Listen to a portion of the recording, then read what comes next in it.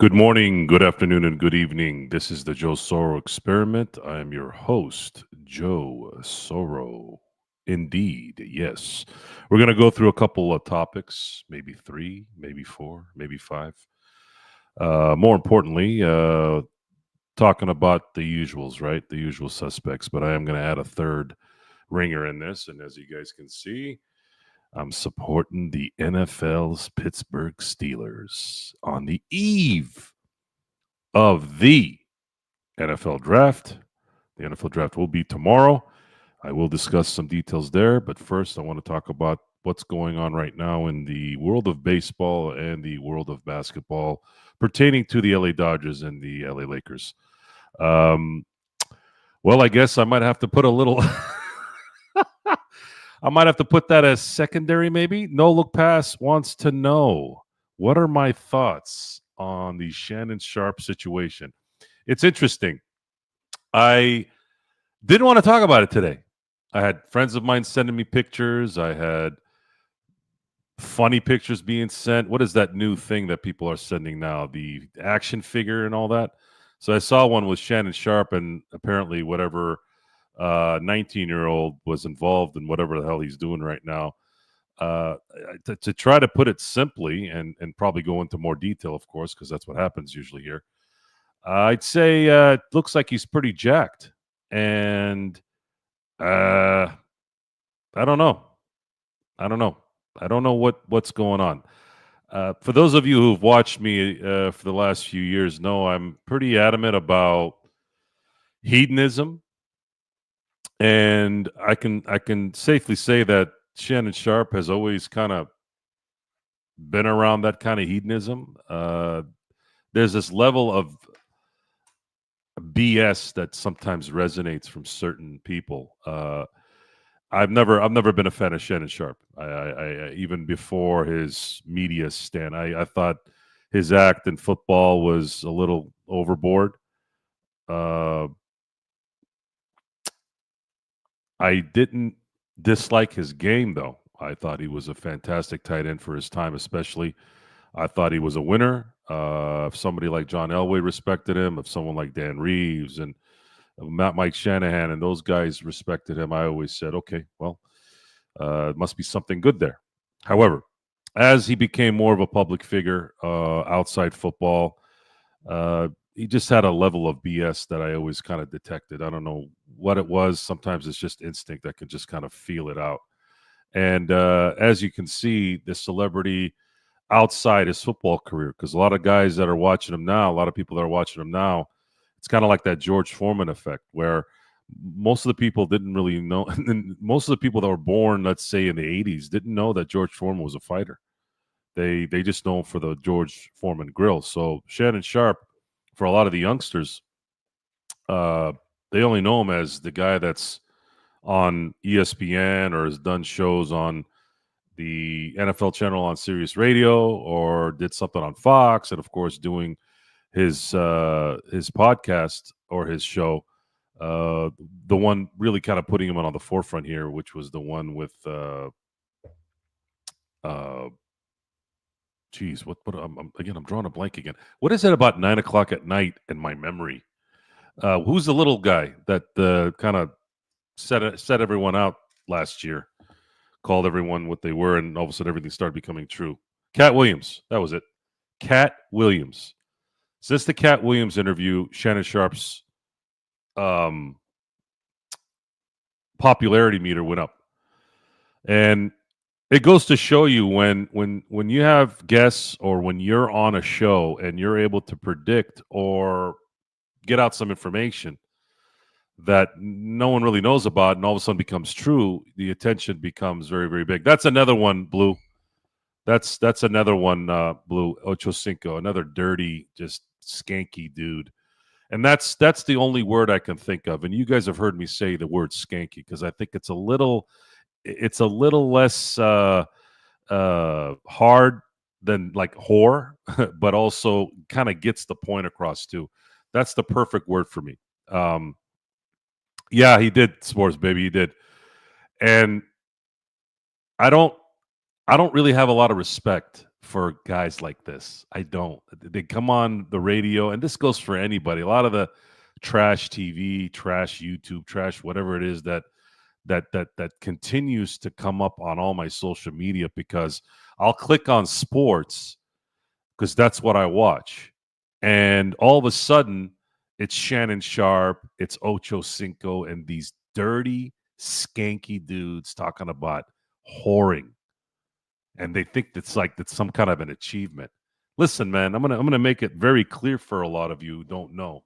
You probably do know this, but I'm just gonna remind you. When you're rich and famous and you're a man, you don't have to go far to get what you want there. It's not rocket science at that point. It really is that. So if you're gonna sit there and tell me, "Oh, this guy gets this and this guy gets that, and he's famous and or rich," of course he's gonna. Mini Me had women, and I'm not talking about women like your next door neighbor's 40-year-old wife. I'm talking about hot women, emotionally crippled women, obviously, and but nonetheless, the good-looking women that men, like to brag about. And Shannon Sharp, y'all should have learned your lesson after after that audio stuff. Like, what is that? What? How do you like? What is that? How does that even happen? What's the point of that? Are you trying to Kardashian yourself but act like you don't know? Yeah, you didn't fool me. You're never gonna fool me. And as far as where he goes now, whether he gets reprimanded by society, which are bigger hypocrites than all of these guys, anyways.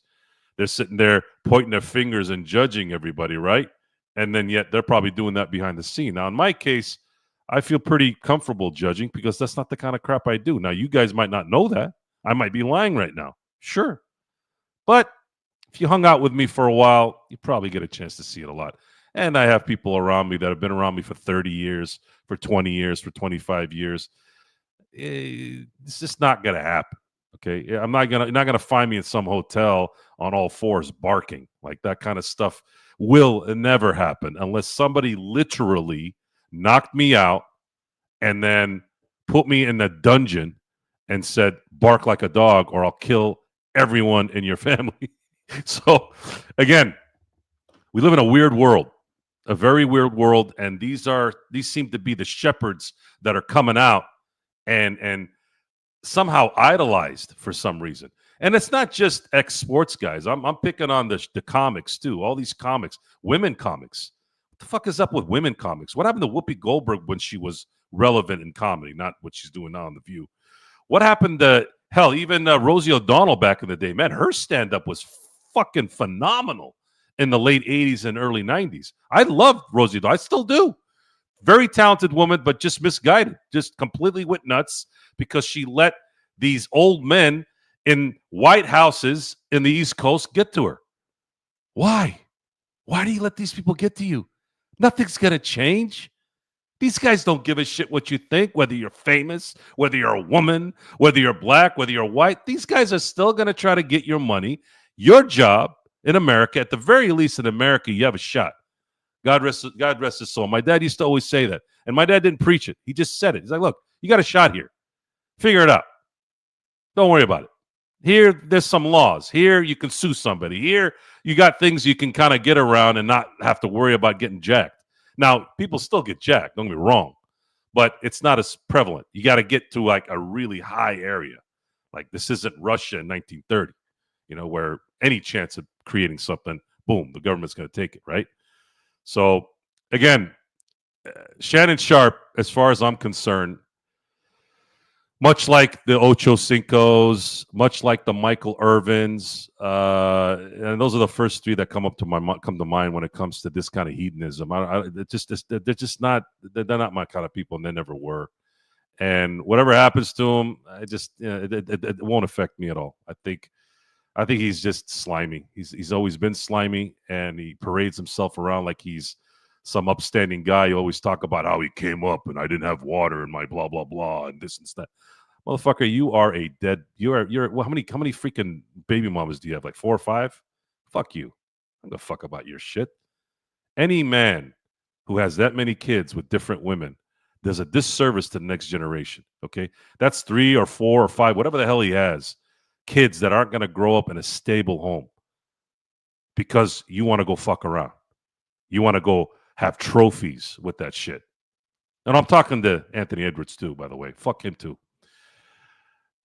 What a way to what a way to bring in my boy Empire Jeff, cursing and being angry. Where the hell are you, man? Where I'm trying to bring it up here. Hold on one second, G. Sorry. Sorry, I had to put a little bit of a button on that. The first question I got tonight, I had a whole script. I prepared it. I used to do that in radio, but on podcasts it's a little easier to kind of flow through, because Gerald's usually kind of the masters of ceremonies, and he asks me questions and I can answer them, and I'll have an outline and I'll have the windows open for information. But literally the first question, before I can get into the Dodgers, I was going to get into this whole Dodger Cub thing. First question is, Joe, thoughts on Shannon Sharpe's situation? They were both swinging a bat. So I'm like, yeah, true that. So 12 minutes and 42 seconds later, I mean, it went by like a flash. 12 minutes and almost 13 minutes just went like this. That's how fast it is, guys. That's how fast the show goes, I guess, when you have interesting topics. So I'm going to segue this question just a little bit longer because you're here. What is your take? Are you going to be a little bit more diplomatic than I am? No, so I think Shannon. I typically don't ever count another man's money, and I don't typically judge his affairs. But when he's a public guy, he puts it out there himself, right? Brags about it, rubs it in. He opens the door for this. So, Shannon's a fucking idiot. Like, to be honest, I mean, and what is he? 54, 52, 50, I think he's 50 something. I think he's 59, 57 or something like that, right? No, so check. I think, yeah. So he's mid 50s ish, mid 50 ish. 56. 56. Okay. He'll be 57 in 2 months. You're a 56-year-old man, soon to be 57-year-old man, and you're out here with a 19 to 20-year-old girl. This woman can't even legally buy a drink. And guys like that, guys know guys like that. Guys know guys like that. You could be in your 30s, you could be in your 40s. They all know that guy or a couple of guys that don't really date anyone over 30. No matter how they keep continuing to age, but they keep dating the same women they started dating when they were 30, right? We all we may not be close or friends with them, but we know guys like that, right? Because there's guys like that. Those type of guys are the ones that you never bring around your family. You never bring around like your close people because it's just a weird thing. I'm not one to knock a guy for doing whatever he does. You know what I mean? But when you're messing with a 19 to 20-year-old, and it's just weird because it's you're old enough to be that person's grandpa. You know what I mean?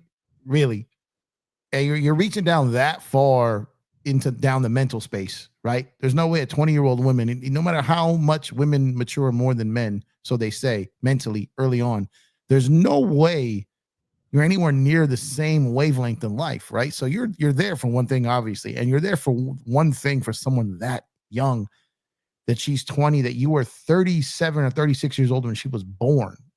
That just weirds me out a little bit. Just weirds me out a little bit. And only because the stuff that he comes off predatorial here in my mind.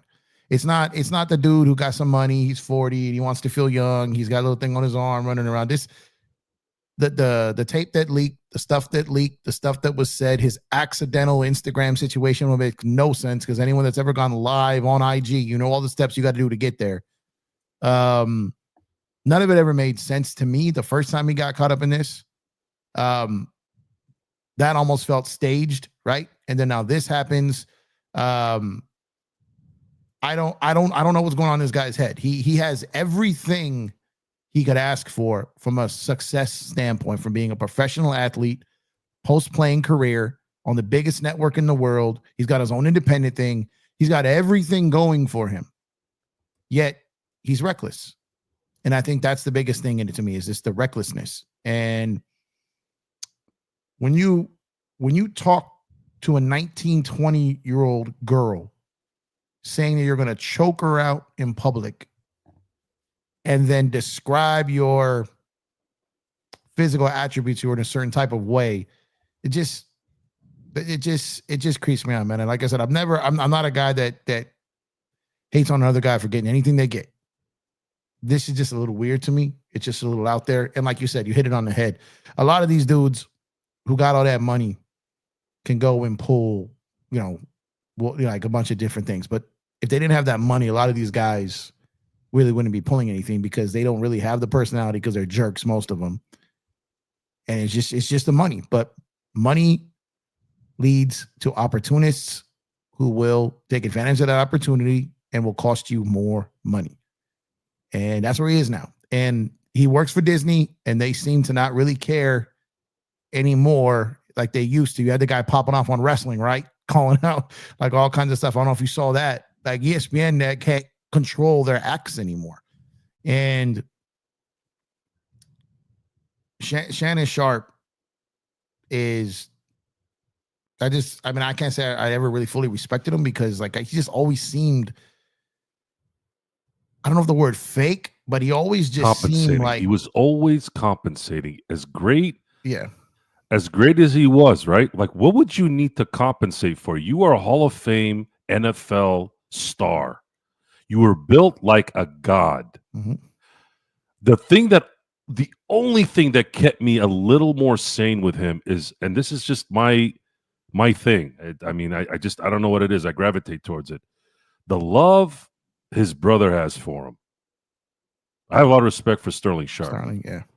And the way that their relation, when I see somebody whose relationship with their siblings is tight, like I know like mom and dad, it's a little like expected. And again, it's expected with the siblings too. I'm not saying it isn't.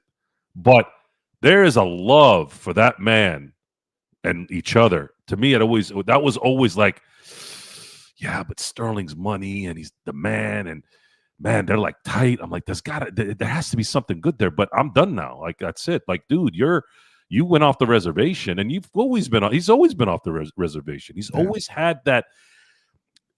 Jeff, the reason why you and I get along, I mean, I get along with people that are not like you. I'm not saying it's just a specific person, but you and I clicked immediately. That doesn't happen. I don't click with people immediately. And the reason why I think you and I click immediately is because I think our eyes are constantly on a swivel. I think that's what it is. Mine, yeah, for sure. My mind, my eyes, my intuition, my insight, everything on me is always on a swivel. Always. I've talked about this. I'm kind of like comes off weird when you say this. I'm like a body language expert, right? I'm a natural born hustler, so I can spot a hustler a mile away, right? I'm a natural salesperson, right? So I can just read people up and down. So when I catch something, I'm like, nope. Like Joe, I could look at someone and be like, it's my job to sell this person something, and I want nothing to do with them. Like, I don't want to mess with this person. I don't want them around. So yeah, the head on a swivel thing is real. I know you're not one for talking about where people come from, but being where I came from, I had to have my head on a swivel. Being my complexion, growing up where I grew up, living where I lived, I had to be aware of my surroundings. I had to pay attention. I had to be able to read people immediately to determine if I was in danger or not, right? But you're right. Always on a swivel. Always on a swivel. Always watching my own back, right? And my loved ones back. Got to. So yeah, I'm always looking for sucker shit, man. Always. But there's a difference, Joe, real quick. There's a difference between looking for sucker shit and automatically assuming people are suckers. Because I don't do that. Because I've come across people, and I'm sure you have too, that have been burned by someone or done dirty by someone. So they don't trust no one out the gate. I'm not a non-trusting person. I'm just an aware person. There's different. I don't walk around fearful, but I'm aware. You get what I'm saying? So it's a total different of not trusting anyone out the gate because that's just weird to me. But I'm aware of my surroundings and my head is definitely on a swivel. Santa Cruz, let your boy talk now. We'll see. We'll maybe see them in October. We'll see what happens when the Dodgers have the full arsenal. That's okay. They did their thing. They did their thing the last 2 days. They did it. Okay, I'll give them that. But the only times we're gonna Joe, the only time we're gonna see the Cubs in October is if we fuck around and end up at a zoo. Because that go Cubs go, that shit ends in September, man. That shit ends in September. I was just trying to see if he could set up his boys so that when it does come to October and they're sitting in third place out of the playoffs, that he could go, Hey, I give credit when credit is due. We drink the blood of the Cubs right now. They've had our number 4 of these 7 games, and give credit where credit is due. But make no mistake about it, ladies and gentlemen. We have the second best record in baseball, and our roster is a mess right now. Haven't even hit our stride. We've been 500 baseball, I think 8 and 9 over the last 7, whatever games, right? And we're still right there. So at the end of the day, I'm sure we'll go down plenty of paths here, but I'm not worried about October right now whatsoever. I'm worried about my elbow because damn, I just banged the shit on my desk right there. I'm not worried about October at all. And I think one thing for anyone who's ever watched any of my shows, and maybe some of you have, maybe some of you haven't, right? Anyone who's ever watched any of my shows know I'm kind of that even keel guy, never too high, never too low. I get excited about baseball because I love baseball, but I know this is a very long season. Joe, there's going to be a point where the Dodgers barely lose a game in a month. This is going to happen this year. And I'm not going to be up here acting like we just won the World Series. The funny thing is I am exactly as confident of us winning a World Series in this stretch as I will be when they're on that stretch. And so I'm going to define the term same energy this entire fucking season. All right. Because I am that same energy. I really fucked up my elbow there. That shit hurt. I can't even front. What did you hit the funny bone? Yeah, right on the fucking edge of this desk right here. Dude, I haven't hit the funny bone since I was a kid. So anytime something happens to the elbow, I always ask that. I cracked that shit, man. Right on up. And I have a black glass desk. I was like legit thought I cracked it. I was like, man. Oh, shit. Yeah, moving on. The Ohtani thing today was interesting. When I was watching him at bat, it looked like, he always looks the same in each at bat, but I did notice he wasn't doing his snapback. Whenever to see what might have been hit in the back, and I didn't. Did you see that today? Well, I listened to a lot of the game today because I didn't see it. Yeah. So I literally did not watch 1 second of today's game. Didn't watch. I was listening to it. I didn't watch it. But I would assume, because I feel like he's been in this since he came back. I don't think I needed to watch today to see what he's kind of in. I know exactly what you're talking about, but he also doesn't seem to be reading the baseball well at all right now. He doesn't seem to be seeing it well at all. Only thing I could really chalk this up to is that maybe he's just had a lot of sleepless nights, maybe leading up to the baby being born, maybe separation. I think he's tired, and I don't want to make excuses for him because he's paid to perform, right? But you could tell it doesn't look like it doesn't look, when someone's kind of like going through an injury, you can kind of see it. I don't think this is anything physical other than just being worn out and tired. I think he's exhausted right now. And I kept hearing, and I talked about this on previous shows, how the Dodgers organization were trying to hold him back from pitching because of the workload and the overload of what he was going through. I didn't even consider the pregnancy when I heard that, right? I didn't even think about that. I damn near forgot he was about to have a kid until they announced it, because it kind of came up fast, right? So I think you're right, Joe. I think he doesn't have that same. I don't think he's as locked in, because I think he's a little tired right now. I think he's a little worn out. the since you didn't watch, I'm not trying to put blame on a singular player here, but it's just the play that I think killed this game, and they would have won this game had this play not happened. And it wasn't a bad pitch, but the pitch that Noah Davis threw, was it the Hap? Man, my memory. You talk about yesterday? No, today. Who was it? Let me get back on the. Hold on a second here. The 3-run bomb. Oh, Who was it? There it is. Oh yeah, of course. It's Crow Armstrong. yeah. Which he whooped their ass pretty much for 2 straight days. He's been killing us since he was at Dodger Stadium. That home run, I think, in the end, kind of killed him. I believe it was 2 outs at that point, and the pitch wasn't bad. It was looked like if I remember correctly, looked like a changeup, low end, and Crow Armstrong just knocked it to the opposite field. So those type of hits, when I look at those type of hits, I'm like, there's just something going on with these guys where they're just not going to lose. They're just hitting on all cylinders. They're getting lucky on all their guesses. He's the same guy that when I heard about, he didn't know what Trident was going to throw, and he still hit a bomb out. Yeah. Like, how the hell does that happen? That should tell you guys, for those of you who don't know, baseball, the hand-eye coordination in baseball, the reaction time is ridiculous. Like I don't even think there's enough documentation on how freakish that is. You don't know where the ball is, and you're hitting it outside against somebody like Trident. Yeah, it's not like you guessed right. You didn't guess right. You just guessing right is one thing. Yeah, no, but not seeing it and still hitting it out. Yeah, that's absolutely nuts. Oh, I just put the barrel on it. I guess he could have. We talked about this. He could have lied, right? He could have been a lie. It didn't. But why would he lie? I don't hear people talk like that. That's the first time ever. Honestly, that's the first time I've ever heard that. I've been watching baseball for 37 years. I've never heard somebody say, I didn't know where the ball was, but I got the barrel on it. I'm like, what?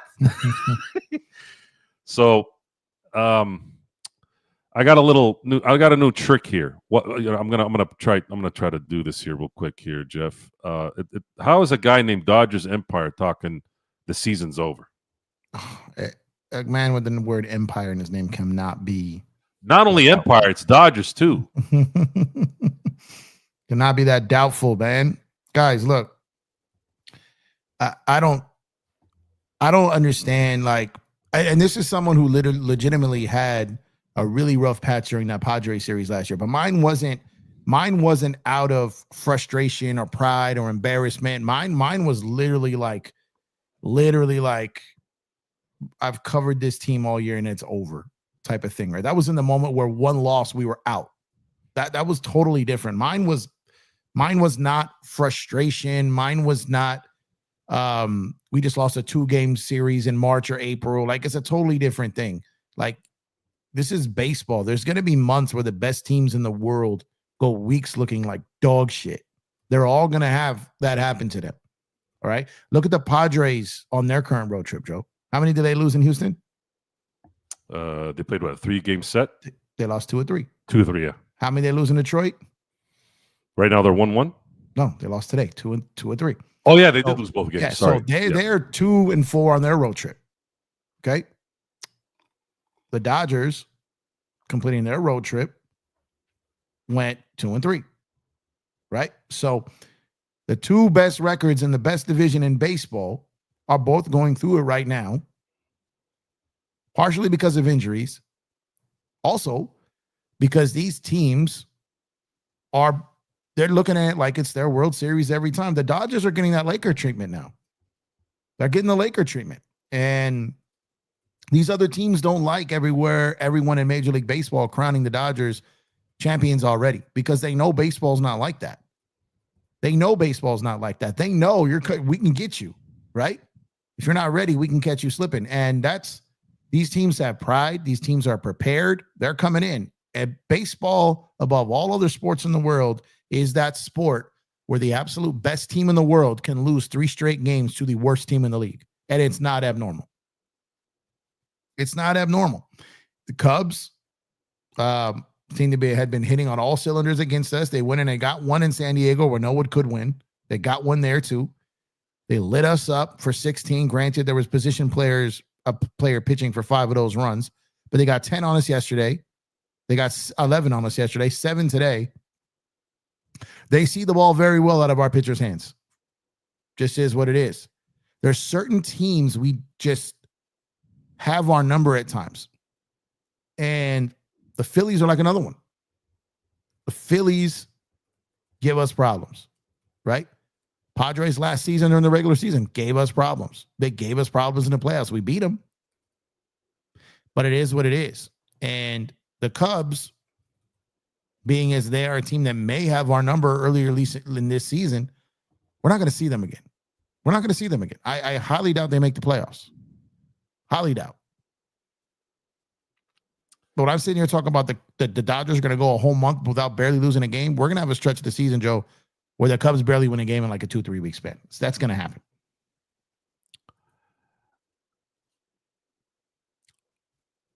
I have full confidence that Ohtani will be back to regular form, no doubt. I have no problems with the Dodgers would have beaten any team the last 2 days except the Cubs, it seems. Yeah. My issue is not really the Dodgers right now. Forget the Dodgers for a second. What the fuck is this league going to do with these pitching issues, these injuries? There's something that has to change here. I understand you want more home runs and more runs, but this is ridiculous. These guys aren't coming. These guys are. It's worse than football now. At a training camp back in the day. Like, what's going on here? You can't have a guy come out for 2 weeks without having to go on the IL. I think a lot of it's precautionary. Like, Blake Snell doesn't seem to be out for any type of injury, soreness, and they don't want to pitch him through the soreness.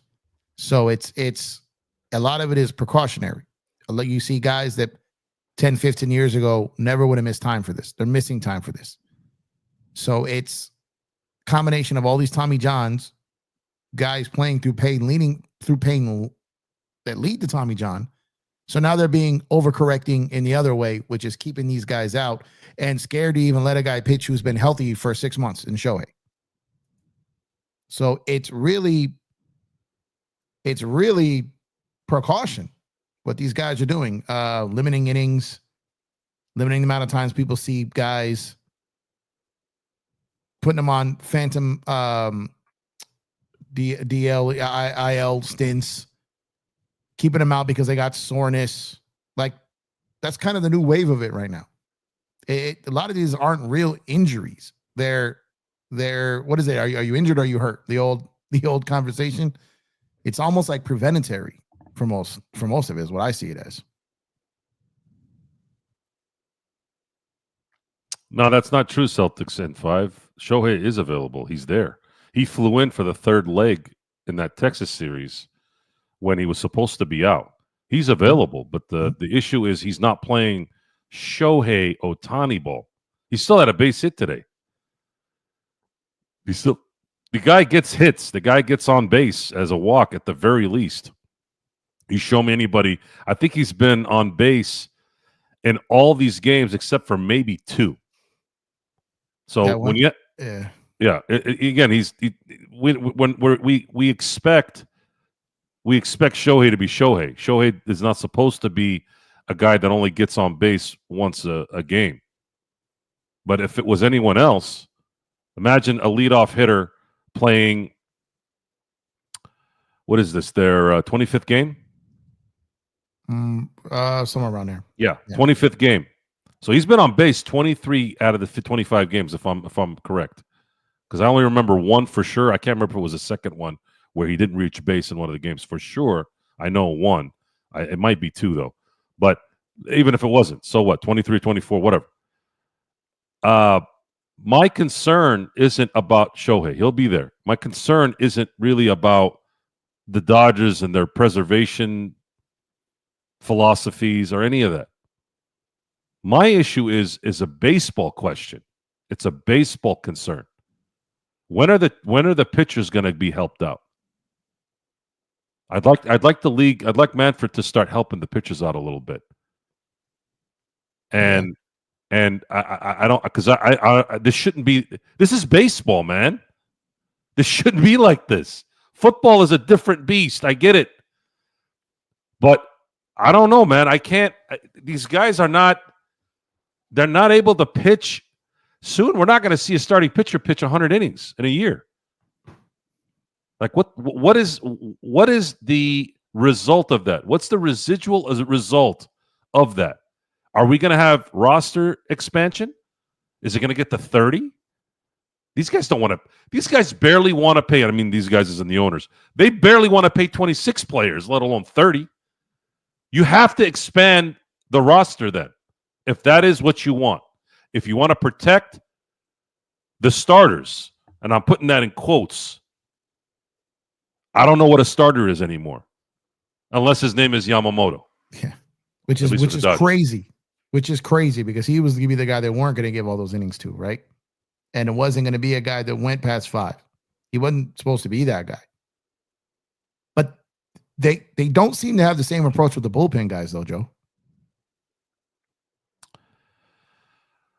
Look, man, despite their issues the last couple games, and I know Tanner Scott, I don't know. I know he misses. I know you're probably right. He did miss his location, but God, yeah. He misses location. He's trying a little too hard right now. So yeah, he just got paid. You had Justin Turner next. Mm-hmm. You didn't have to kill you. Amaya would have walk him, force him to swing. I don't know. He didn't mean to put the ball where he put it. I mean, he got. So you did ask the question. I don't know if I answered this before. I don't even think it was on the show. I think it was via text. When you asked about why are there so many comebacks to the pitchers? Are there so many line drives back to the pitchers? And I do know why that is. And the thing is, it's kind of the same way why a lot of these balls are getting hit out off of good pitchers now, more than you'd ever seen. Why you see someone like the Airbender struggling, why you see Edwin Diaz struggling, why you see a lot of these guys. It's not just Tanner Scott. When you see Josh Hader getting hit, when you see all these things happening, the reason is, Joe, now more than ever, baseball players are ambushing. They're not letting you get that first pitch strike over on them anymore. So when they're ambushing that first pitch off your heat, they're sending it right back to you. And that's why you're seeing more of those type of plays happen, because the old additive was that you typically didn't ambush a pitcher. You had the Corey Seagers, you had some of these guys, notorious first pitch swingers. A lot of guys like to work the count. A lot of managers like to work the count, especially early in a lineup. Now you're seeing just straight ambushing out the gate. You're seeing games, Joe, where a pitcher throws 3 pitches and there's 3 guys on base. Or there's 2 guys on base and there's a run-in. Or there's 3 pitches and it's already 3-0 because a third guy hit a home run on pitch 3. So the ambush is more alive than it's ever been in baseball. And that's why you're seeing those type of plays, is because the pitcher, and that's why you're seeing way more 0-1 counts and seeing more 2-0 counts, because the pitcher's like, I'm not throwing down the cup to start this at bat no more. I'm not going to let you send my first pitch of the game out the fucking stadium. Like, not going to do that. I'm going to try to get you to chase. Then they fall in love with trying to get you to chase. And then they get down 2-0 and 3-0, and they got to battle back. Then you see a guy with 35 pitches in the first inning with no runs because he's dancing around the zone. 2-0, 2-1, 2-2, foul, foul, foul, foul, foul, 3-2, foul, foul, foul, strikeout, dinger, right? That's what the game is now. And when that pitcher throws first pitch fastball in the zone, they're clapping it. Like, they're clapping it. And the pitcher's got to figure that out. The pitcher's got to figure it out. They're like, okay, these guys are sitting on heat first pitch. What can I throw that they think heat is coming and they miss? And that's why you're seeing a lot of these comebacks, Joe, the shot back to the pitcher. Because when they throw that first pitch fastball, it's getting dinged.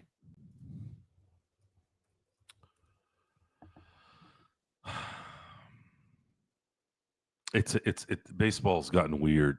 You have guys that were hitting over 300 in the 90s, let's say, and they weren't even considered top-notch players. Nope. Right? You have hitters now that are batting 228 who you're getting grand malls before, just watching it. Like what happened? Is the analytics really like this? Has analytics can only go so far, but they got to execute it. Like how do they practice this? Are they in the cage and they're like, all right, we're going to throw you a changeup. This is what's going to happen with this guy. All right, he's going to throw you a sweeper. This is what's going to happen with this guy. Is this all they do all day? I haven't heard anything like that. I'm just asking. I'm wondering. No. So what it became is it became really difficult to try to just get singles and doubles off these pitchers because the stuff they were throwing at you. So you became okay. Just tried kind of like the PCA thing. Try to connect on one really hard and send another ballpark. Launch angle came into play, right? Uppercut it, and eventually you're going to tag one. And you may not bat 300, but you're going to bat 240, and those total bases collected are going to equal way more than those individual singles would. So if you're going to sit up there and then a guy gets 5 at bats, he got 2 singles in that game and got 2 bases out of it versus getting 4 bases on one swing. So it's just like the 3-point in NBA, right? The long twos. They hate them. They hate the long twos. Why are you going to get a long two? Why are you getting a long two? When you can take one step back, Wade, DeRozan, step back and hit the 3. And that's kind of what baseball is. Like I said, why are we chasing one single base when we can get 4 with one swing? Now, not every manager's like that, but it's just the way the players are going now because they're realizing that, when you have a Kyle Schwarber, when you have a Max Muncy and Kyle Schwarber are not the same type of player, but I'm saying a guy that could bat. Muncy's never been a high average guy. He's been a high walk, high power guy, right? Those guys are valuable to teams. They want those guys that'll hang around 230 and hit 30, 35 dingers. They'll take them 10 times out of 10 over a guy that'll hit 300 and hit 15 homers, 10 homers. That's what organizations want. So that's what players are striving for.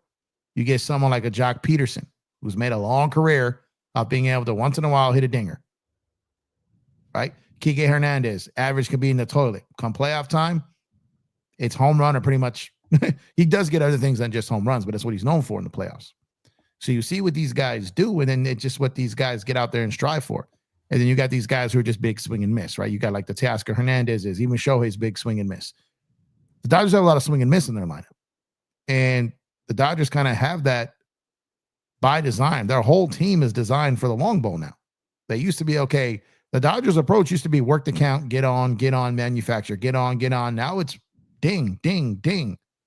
Most of their runs are home runs, and that's what they're striving for. How do you combat that? Is this because where else can you go in the future? You're shooting the 3 in the NBA. You're hitting home runs in baseball. When does this change? It's not. How does it increase? It's not affecting the game in a negative light, so it's going to only get worse from a standpoint of them trying to do it more, right? So baseball is rising as a result of this. So, and it's not like you get a home run and then you win 2-1 or 3-2. These games are 8-7, 10-9. You know what I mean? 6-5. Offense is up, and it's a result of the long ball.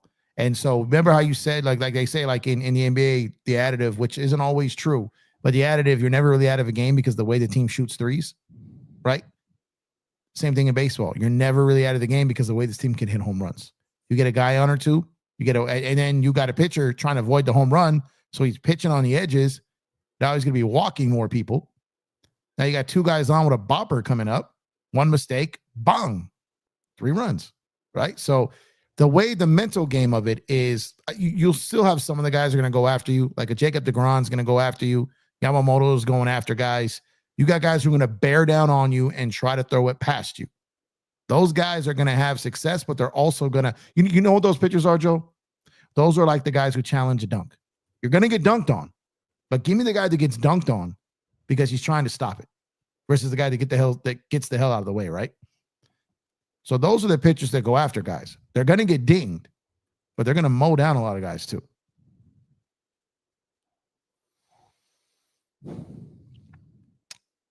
So you think they're just letting the soreness go away for Snell? And then what's the deal with Glass now? Is he going to get out of his own head at some point here? Glass now we worked his mechanics a little bit. He's got some different movements there. As a result of that, I think this is probably the second or third time he's changed his mechanics trying to prevent injury. And with that comes risk of other things, because if you're changing your mechanics and you're doing things a la changing your delivery, changing your release point, changing all of that, that can lead to cramping. That can lead to pulled muscles. That could lead to injuries, not in your arm, but in other parts of your body, because now your body is relearning how your body's pitching. So what's happening here with Glass now was not entirely surprising, being that he changed his mechanics. But his was more precautionary than an injury. He got taken out for cramping. So he, for all accounts, seems fine there. And he was having a good game, right? He had outside that game in Philly, he still had nasty stuff. He's still been all right. So, but them, I still expect him to have a couple stints on the IL this year. Just IL, IR, DL. I get so mixed up in baseball. I don't know why. DL was so easy. Yeah. But then they had to get all politically correct. Yeah. We don't want to talk about disabledness. Yeah. So it's IL. It's IL, injuredless. Yeah. They're on the IL. This fucking asshole. IR is NFL. Injured reserve is NFL, right? Injured reserve, yeah. Yeah. Okay. Yeah. So the IR. So the IL. It's just always DL to me. I don't know why I can't unlearn that. It's a damn DL. Damn it! I should have kept it. Disabled. I'm not like can't adapt with change. It's just burned into my brain as DL. It's like burned because it flows. Yeah. That's why the DL. The DL is, just doesn't. Yeah, just the 30-day IL. No, it's the 15-day DL to me. It's like that's what it'll always be. Retroactive to whatever. Like, you know what I mean? Like, so. But with Glass now, because I poked around on a couple of different things, but what I did get back was kind of interesting. And when I asked about these guys, it goes, see, a lot of guys are trying to figure some things out. As far as I'm talking about teams in baseball, how to keep their guys ready. And believe it or not, a lot of teams are taking note of what happened to the Dodgers last year and don't want to be in a situation where they're down their starters because they may not have the pieces to pull it off like the Dodgers did. So you're starting to see guys. And what I heard come back was they say it's funny is Roki got mocked for him kind of that first game at Dodger Stadium. People said he was crying, this, that. But the thing is, believe it or not, is they're saying that they feel like Yamamoto, Roki, and even Shohei, if he's back, are they going to be the guys that aren't affected by all this because of kind of it's not a thing where they're from, right? They do the 6 days, but it's a weird different thing. Their preparation, how they pitch, they don't in game think about injuries. They go out there and just pitch, right? And if they have a bad performance, they have a bad performance. But they're saying the mentality of these guys are different. But when you talk about like Blake Snell, it's a combination before where last year he was kind of, okay, I just signed a 2-year deal. I got to be careful so I can get my money. Now the Dodgers like, we just paid this guy 5 years. We got to protect our money. And then you got Glass now who are like, okay, that extension kicked in this year, right? So we got to protect our money. They're double checking on all this, right? So Shohei, obviously the biggest money of it all, $700 million, protecting that money. At some point, you got to stop protecting the money because you're not putting what you pay for on the field right now anyway. So it's like they're missing games because they're hurt anyway, right? So at some point, what are you going to do? You're going to pay these guys to play 162 games, which they're never going to do that. But if you're going to sit here and not let Shohei pitch, and it's already been a season and 25 games, then the plan I kept coming back to was thinking, is this going to be Shohei pitching the middle of the year? Because this is what I'm getting the feeling of. He's going to come in May, June-ish, pitch through July, August, and then get shut down again. Is what it's looking like. And if that happens, do they bring him back for the playoff as a pitcher? What do they do? Like, we don't know, right? So what is this going to be? And I guess it determines on who's still there, right? Do they all make it through healthy? Who's back? Did Dustin May hold up? Did Catman come in? Who gets traded? Who's going out for a center fielder? Because that's coming. Like, where does this, who's here? You know what I mean? At that point, like both available and still on the roster. And I think that's what the Dodgers are kind of sorting through here. And I think that I said this early in the season, there's going to be punt games That's just going to happen. There's going to be bullpen games. Even when we had an over surplus of pitcher, we're like, okay, we're probably not going to see these bullpen games anymore. But no, we will. We will. And it's going to be inconsistency is going to be consistent. We're not going to know what's coming. And it's just going to keep coming like that. So the inconsistency this year will still result in a 100-win season. Yeah, it will. More than that. Yeah. We had already made light to the fact that the Dodgers are likely going to lose between 50 and 60 games this year. That's the reality of this run. There isn't any ambition, in my view, of the all-time winning record. I don't think there's any concern there for me. No. Where do these assholes come from?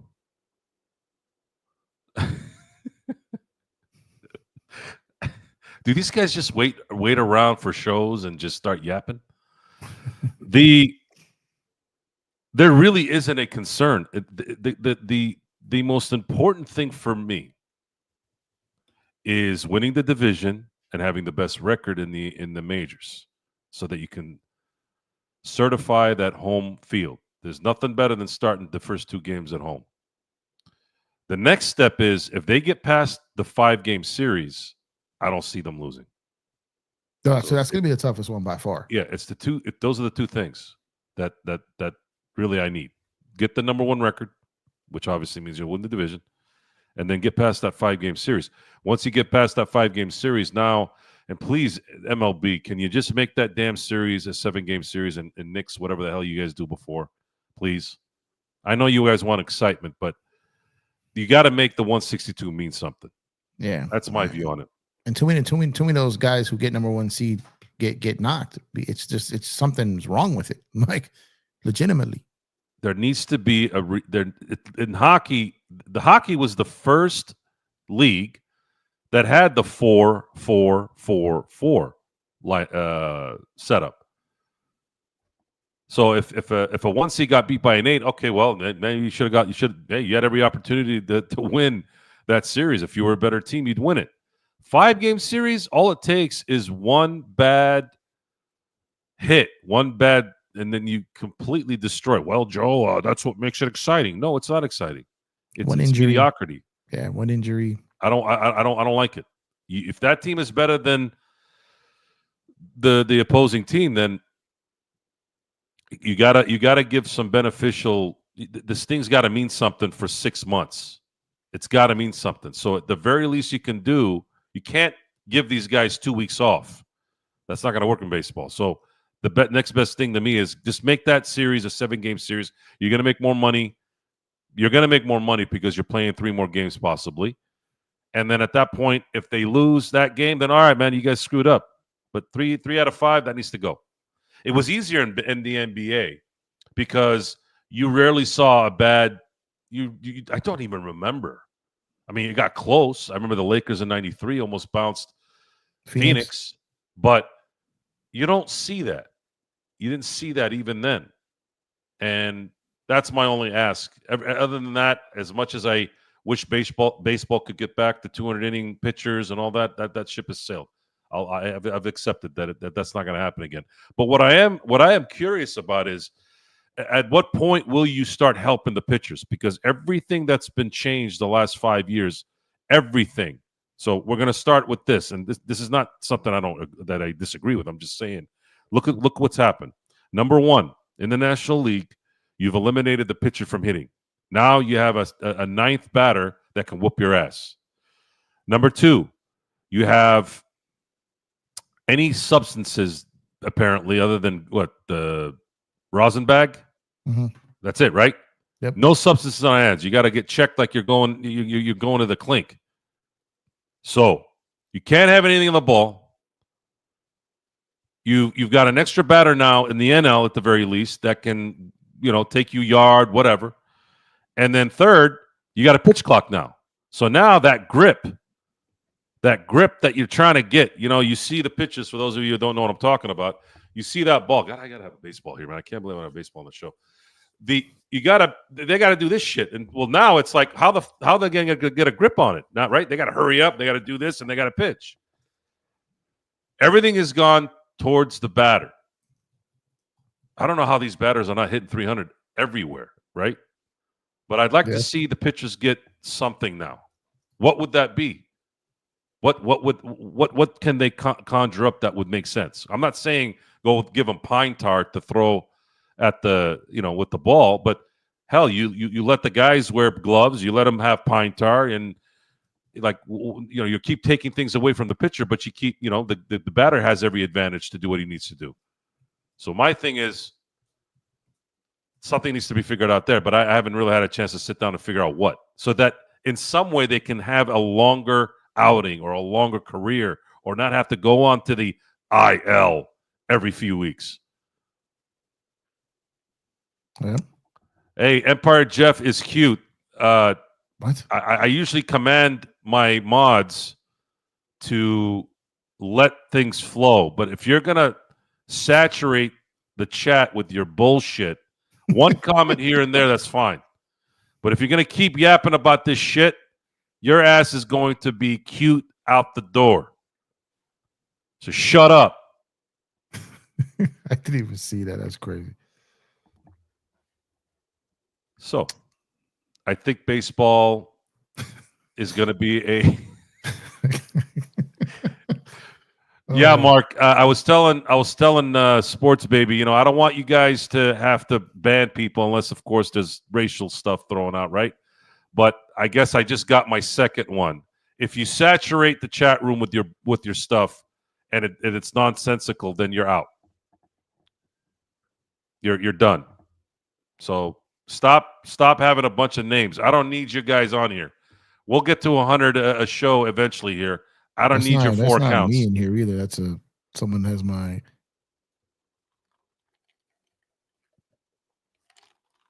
So what is that?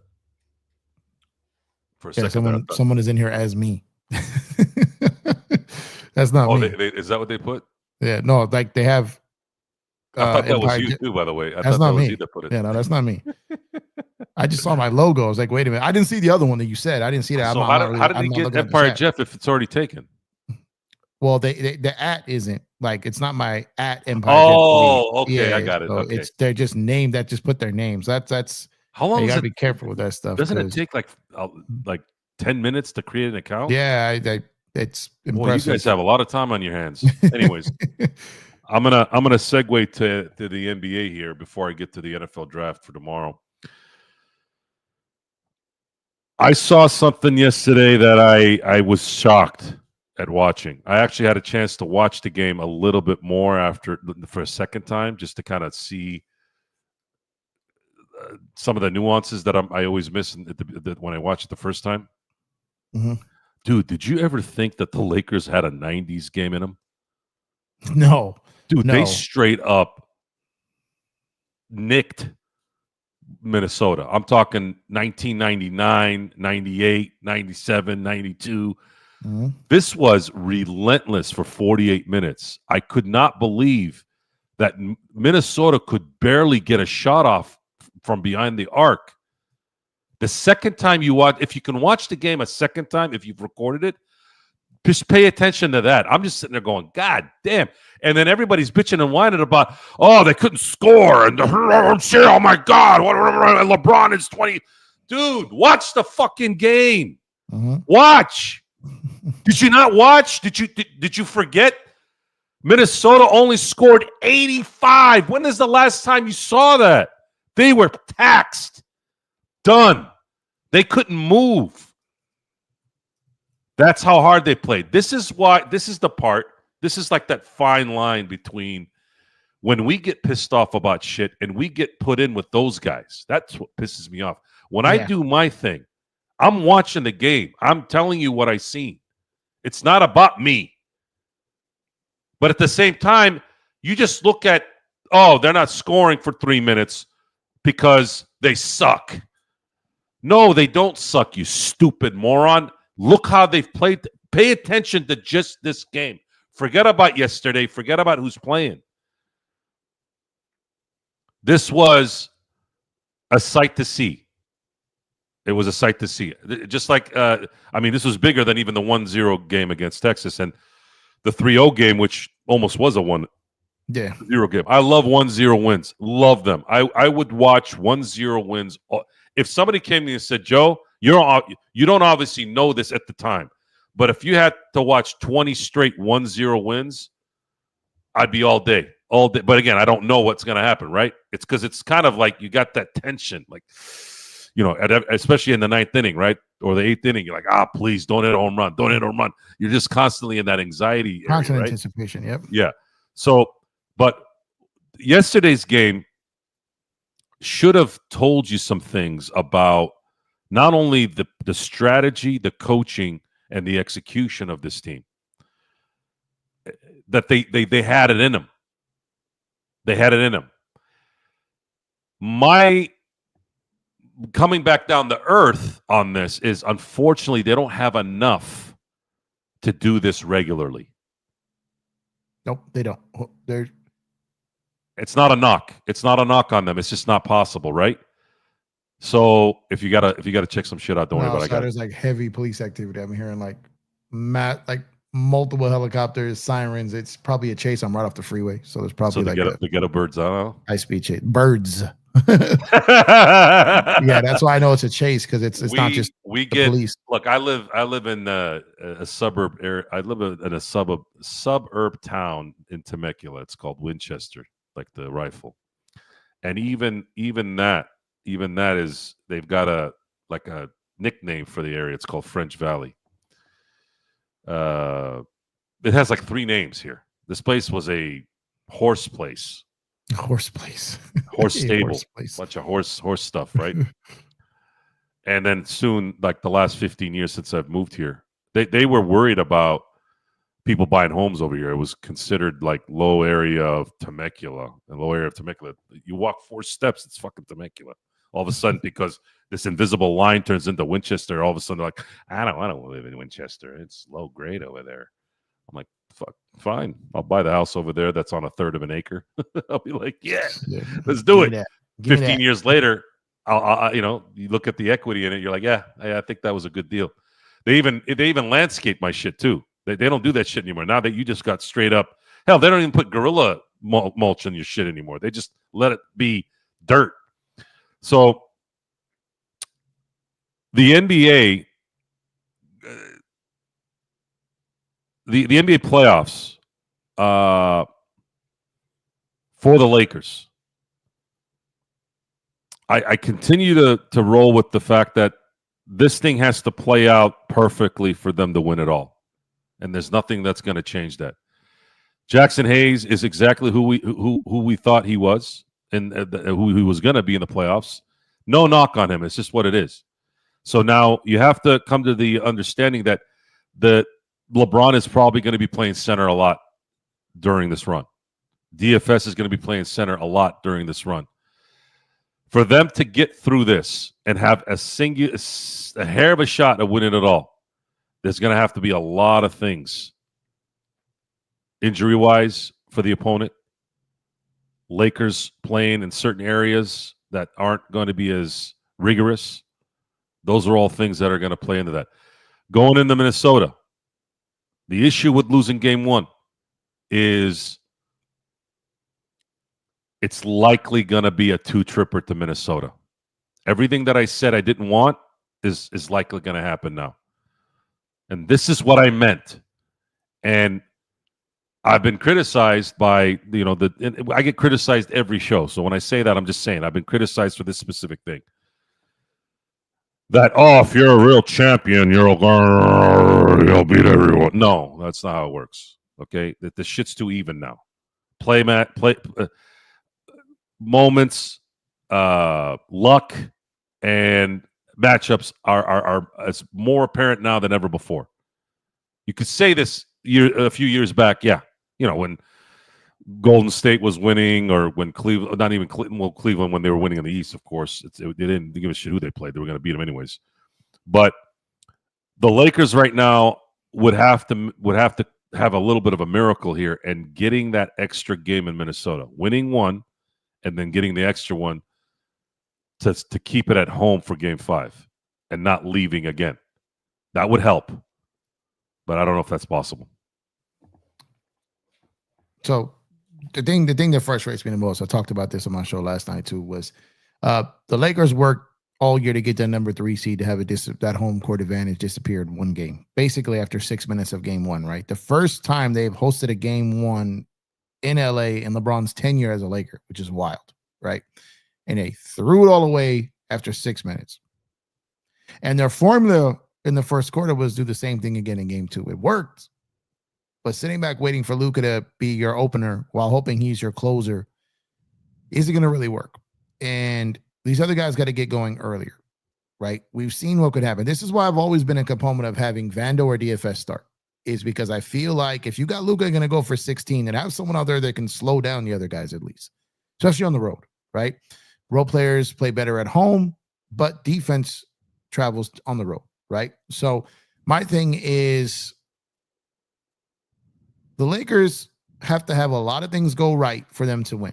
A lot of things go right. And for me, it comes down to very simple things, man. It's matchups, moments, and math, right? It's really what it comes down to. The matchup with Minnesota, I don't know if it was necessarily their best matchup, but it's a matchup they can win. Now, the moments are the moments here, because you had a situation where Anthony Edwards was on the bench in game one and they went on a 23-6 run or something like that. That was a great moment for Minnesota. Bad moment for the Lakers. If the Lakers lose this series, that's going to be the stretch of that game that killed the series. So my thing is, when you start the game with Luka 16 points in the first quarter, ends up with 31 for the game, that's not good, right? We have LeBron kind of coasting through, feeling it out in the first half. His first NBA playoff game in game one where he did not score in the first half. You can't have that. And my biggest concern all season has continued to be, can Austin Reeves be that countable third guy in a playoff run? I've said it all season long. I like Austin. I think he's solid. I think he's had a great season. His best season by far. But I was never going to break out the Austin pom-poms until I saw what he did come playoff time.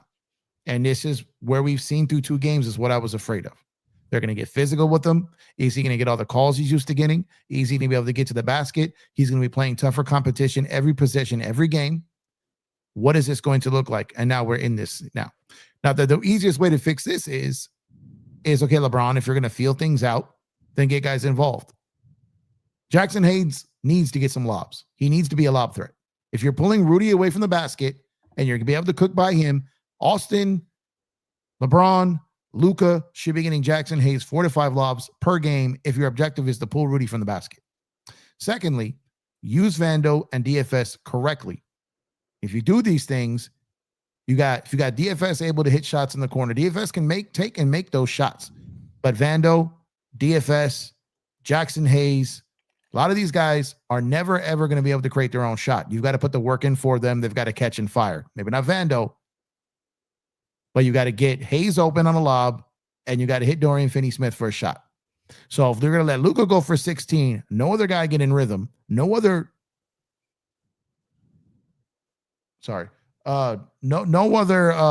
defensive guys on the floor.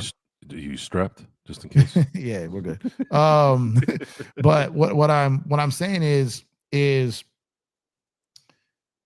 their approach to start the game has to change. Now, they got lucky that Minnesota, with the real story of the game too, is Minnesota didn't make their threes, is the real story of the game. So Minnesota's top 10 offense, top 10 defense, right? They're probably going to be that team if this goes 7, probably 4 games in this series, right? So you've got to not let them be that again. And you already had that in game 2. It's going to be much tougher on the road in game 3. So if you come out and it's only Luka again, no Bron, no Austin, offensive help in the first quarter, you're going to be in a world of trouble. One thing I did like that they did when they adjusted to leaving Naz Reid open in the corner, they also got him involved defensively and got him racked up in foul trouble, right? So their approach to it was okay, but then they started to go away from it. And then you get in the final stretch of the game, and it's nothing but hero ball. It's nothing but ISO ball. I kept saying, look, the Lakers are up 12. If you just run some type of offense here, run down the clock, but get a good shot, make half your shots during this stretch, you win the game going away. And they just went to hero ball, hero ball, hero ball. And they never got to where it was like within a 1-possession game in the final 5 minutes of the game. But if you play that way in Minnesota, you're going to lose. So I don't think the Lakers have any shot of taking both in Minnesota. If they do, great. But I think, obviously, the plan is to steal one. I think the Lakers have a better chance of getting 1 than Minnesota does of getting 2, but I definitely think Minnesota has a better chance of getting 2 than the Lakers have of getting 2. So there's a lot of things that have to happen. I think Randall's going to have an advantage simply because of his strength. If he's matched up on LeBron, LeBron's not going to try to go chest to chest with Randall all series. He's going to bump Austin off. Vandal's not going to be out there long enough. DFS isn't big enough to bang against him. Jackson isn't. So if Randall's out there going for 20, 22, 24, you can get away with that. You did in game 2. But what I worry about, Joe, is when is DiVincenzo going to show up? When is Mike Conley going to show up? Reed is probably not going to have as many fouls in game 3 as he did in game 2. So what are they going to do to counter that when Minnesota hits you with something they haven't even hit you with yet? And the only way to counter that is Austin, DFS, Rui, Gabe, one of those guys, and Jackson Hayes getting involved. It's Luka and LeBron are not going to be enough. You need Luka with 30 plus. You need LeBron with 24 plus, and you need Austin north of 18 efficiently, or you're going to get ran out the gym. So they reversed the physicality in game 2. They were manhandled in game 1, and then they sent it back at them in game 2. If DiVincenzo and guys like Conley aren't going to have space to do what they need to do, especially Conley, we're talking about someone who's been, I think Conley's been in the league since 2007, right? He's been around for a while. Years as Greg Oden. Mm-hmm. He was on his team, right? So we're talking, what, 18 years? Mm-hmm. Yeah. Conley is the wily veteran that kind of calms the waters. He's the Ron Harper of this team. I'm not worried about him too much if you can just nudge him a little bit. DiVincenzo is the screen man, right? He's the guy that's going to get open shots on pick and rolls, create that separation and start hitting shots. If he doesn't have that separation, he's useless. He's not going to be able to play against guys like in terms of physicality, or he's not going to be able to go to the block on guys like DFS. Not even like LeBron or any of these guys. So that's why he was on the bench most of the game in game 2. However, typically guys like DiVincenzo do need that kind of spark, and usually when you have an audience that's cheering for you at home, that might kind of put up the NOS. They might that button of NOS will be pressed. Yep. And that kind of takes them to a whole area. I am curious on what Chris Finch's game plan will be, and do the Lakers want to go into game 3 with the same game plan? Would it work? Mm-mm. So he's going into this completely saying, all right, what we did in game 2 worked. We're at home, blah, blah, blah. You guys burn it on both ends of the candle. We can't do that again unless we absolutely have to. Now we got to kind of wait to see what their blitz package is and then play off that. But is that a smart thing to do on a team like this? I don't know if that's a smart thing either. I mean, you have to wait and see if their shots are falling, before you can really go. And I'm sure they're going to have some counters there. But ideally, you want to try to stop them from 3 first and foremost, because they don't have a legitimate post threat. Gobert's not a post guy, right? You want to get him involved in pick and roll coming out.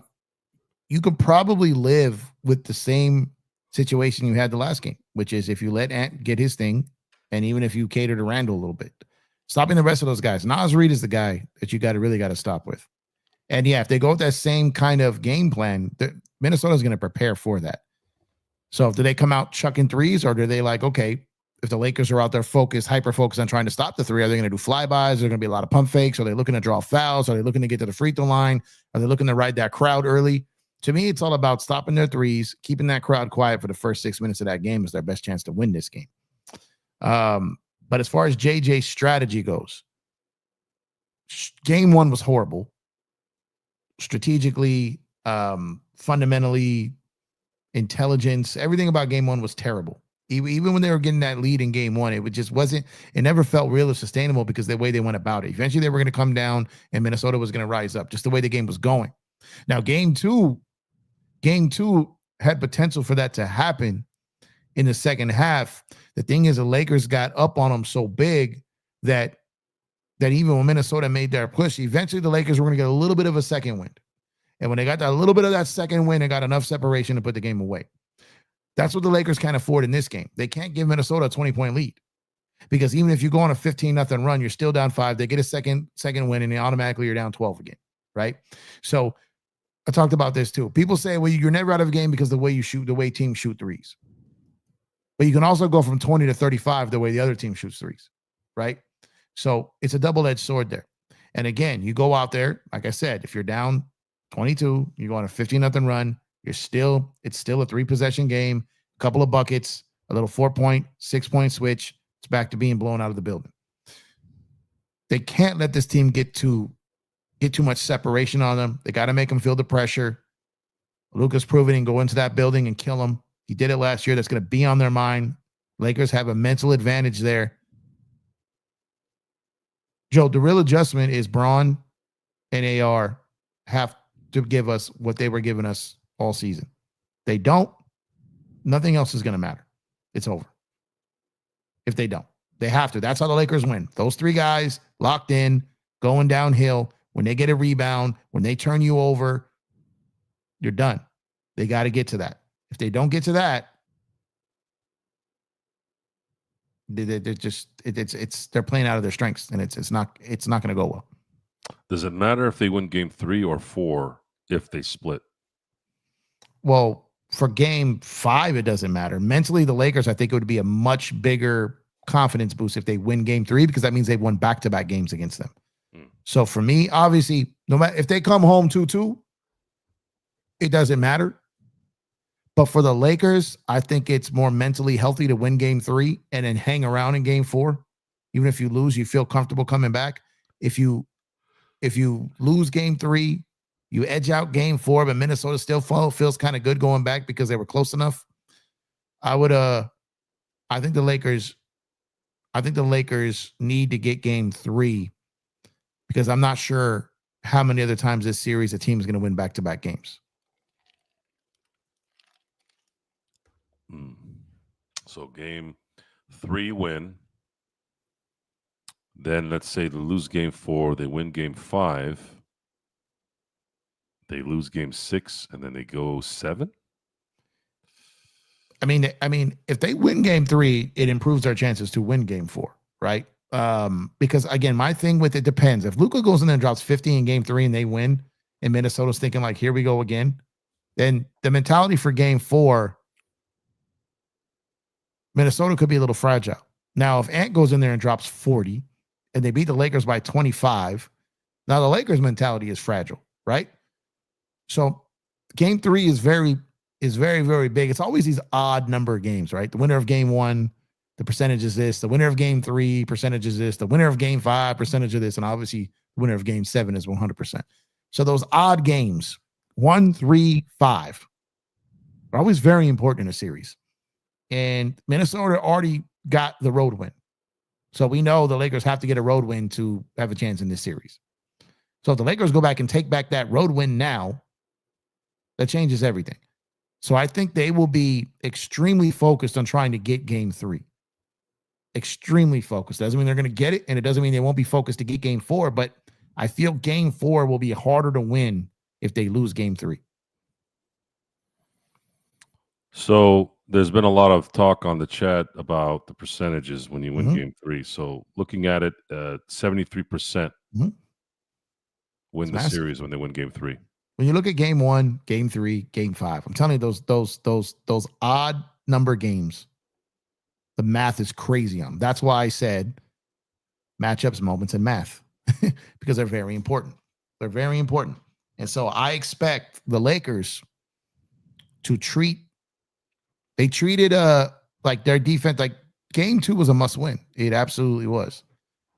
And if they lose game 3, game 4 is a must win. If they go down 3-1, it's over.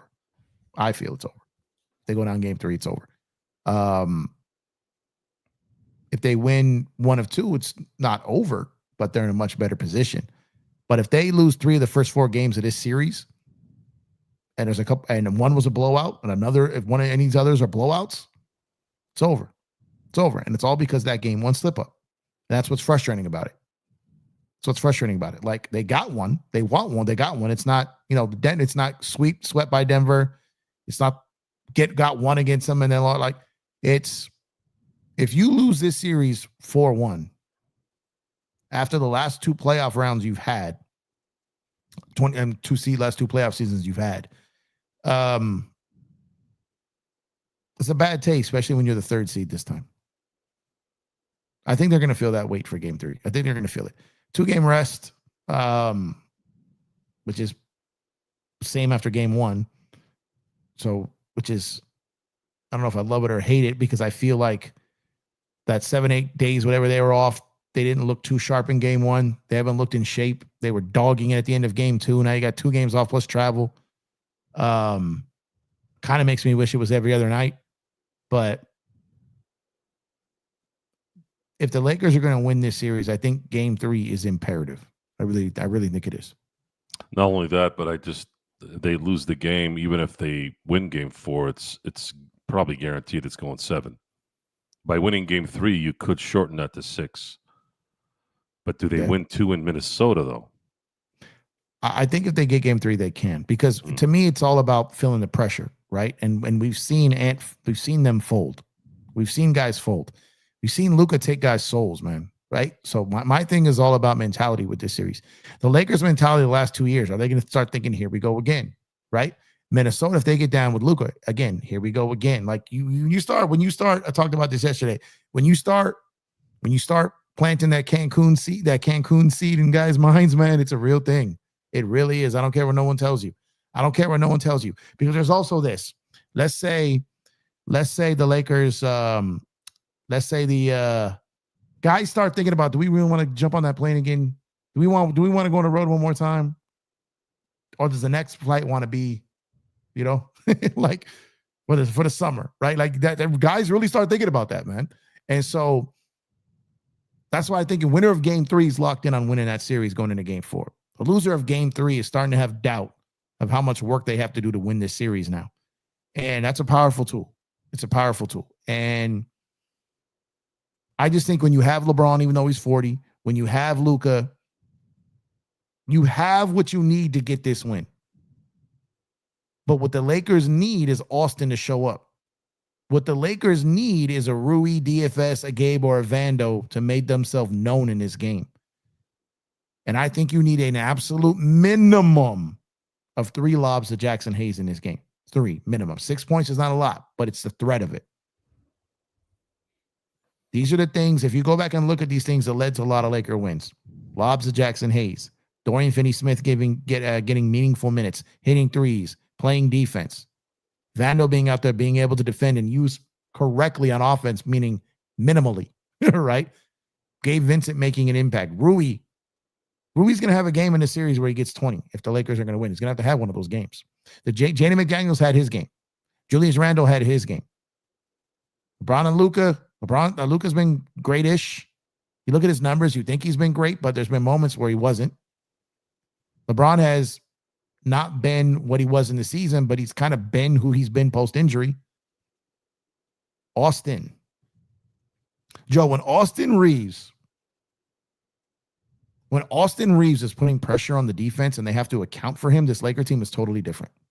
When Austin Reeves is getting bounced around like a pinball, getting trash talked to him, and guys are taking him out the game, the Lakers are not the same team. If he's going to be the third guy, he needs to be the third guy. But without that third guy, Joe, there's no game 3 win.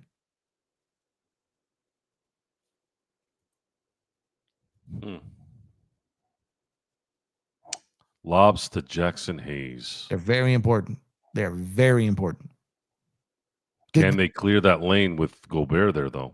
They can, because that's a problem. They clear them out, but they don't attack it right. So here's the thing. Rudy Gobert, this is going to sound crazy. Rudy Gobert is better guarding 3 people at once than he is at guarding 1 person at once. As crazy as that sounds, because him patrolling an area is better than him guarding a player on the perimeter. Okay. So Rudy Gobert is not a great one-on-one defender. When he goes up against any big in the league, he doesn't shut no one down. He's a help defender. He's a weak side. He's a blind side. He's a recovery guy. You can miss the first one, go up for a rebound, and he swats it out. Like, go watch him one-on-one coverage against legit bigs in the post going one-on-one. He's not that guy. But he can cover a whole zone by himself. A guard scared to go baseline because he's there. A big looking over his shoulder. Like, he can patrol an area better than he can patrol a player. And so when you pull him out there, now it's player versus player. And oddly enough, he's almost better at the perimeter than he is in the post one-on-one because his ability to recover. But if you beat him and you can draw fouls on him, or you get your other, you shade him, if you get your big going this way and you pull him this way and you get that lob over him or bounce pass through him to the big, it's going to be a dunk. So for me, when you pull out Gobert from the rim, to me, it's not always about getting the mismatch for Luka, LeBron, or Austin to pass him and score on him. It's to get your big active. Because now you have those other guys not just watching Luka, Braun, and Austin going past Gobert, but they have to watch those guys on the wings for three and the lob threat. When the lob threat is not there, you take away a threat. And if they know you, when you go by Rudy, you're only going to the cup, they're not even worried about the corners. They're going to corner crash. So when those three things happen, when you're isoing and you're pulling him out to get the advantage just to go by him and go to the basket, you're not leveraging your corner shooters. You're not leveraging your wing shooters, and you're not leveraging your lob threat, which means you're letting the defense settle and you're letting them off the hook. I'm completely clueless on how they're going to run on Friday. I have no idea what they're going to do. I had no idea. I had no idea they were going to play defense like this. And the energy for LeBron, I think LeBron is still laboring from his. He is. So at some point, it's not. How is this going to get better? Or is he just going to labor the whole way? It's probably, well, I struggle with trying to determine if he's waiting when to turn it all the way on or if he can't. I don't know the answer to it. If we get a 30-point LeBron game and he's flying, well, we saw the chase down block. We saw the tip dunk. We saw things where he's got explosiveness. It's there. My thing is, are we going to see it for a 24-minute span?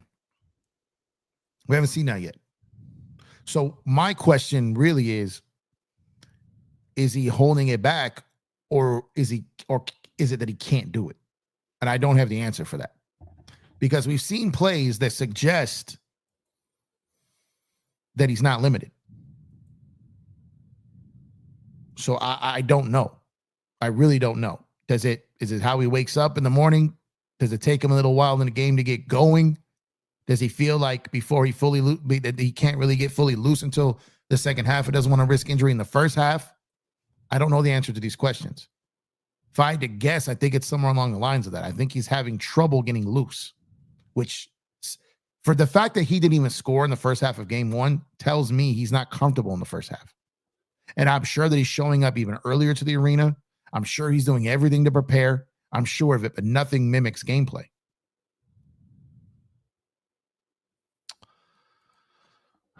It's not the series, man. I'm not worried about the series, whether they win or not. It's the Celtics are. I know Orlando stinks, but they didn't even have their second guy or 1A guy, and they still beat the crap out of Orlando. Yeah, I mean, it's the Orlando's not. I mean, is the East even? It's just that it's a two-team. Cleveland, Boston. Is there any chance Cleveland beats Boston? There's a chance. Here's the thing, man. Boston has not really been tested in the East. I know. It doesn't look like they're going to get tested this year again either. Well, Cleveland could test them. Cleveland's 2-0-2. Cleveland's been the best team in the East all year. Cleveland's defense is nasty. And Spider,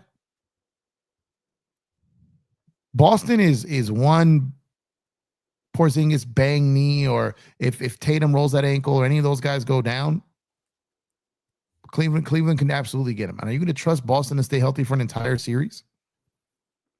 They don't do that. Worried. I'm just worried again at the man. If they get 19, we're jacked.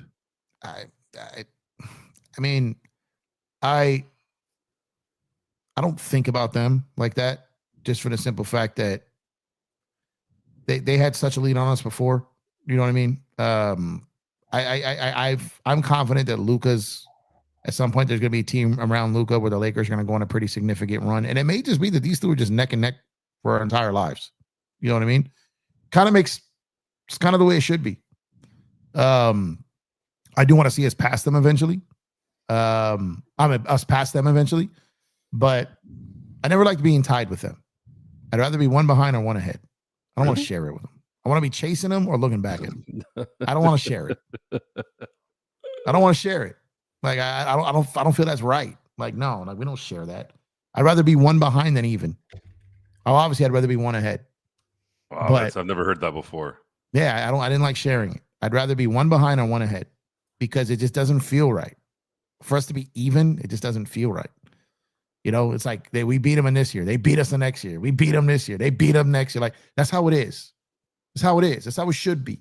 And at the end of the day, the Boston Celtics, I understand. I've said this enough. I catch a lot of heat for this. I don't hate the Boston Celtics. I hate losing to them. I love beating them. I love the history of the game. I love the rivalry. I love what those two teams did for the sport. I think Larry Bird is one of the greatest players in the history of this world, and it was so ridiculous. I can say a lot of good things about the Boston Celtics, but I hate losing to them, and I want to kill them every single time we play them. But there's no Lakers without the Celtics, and there's no Celtics without the Lakers. I respect their place in history, and so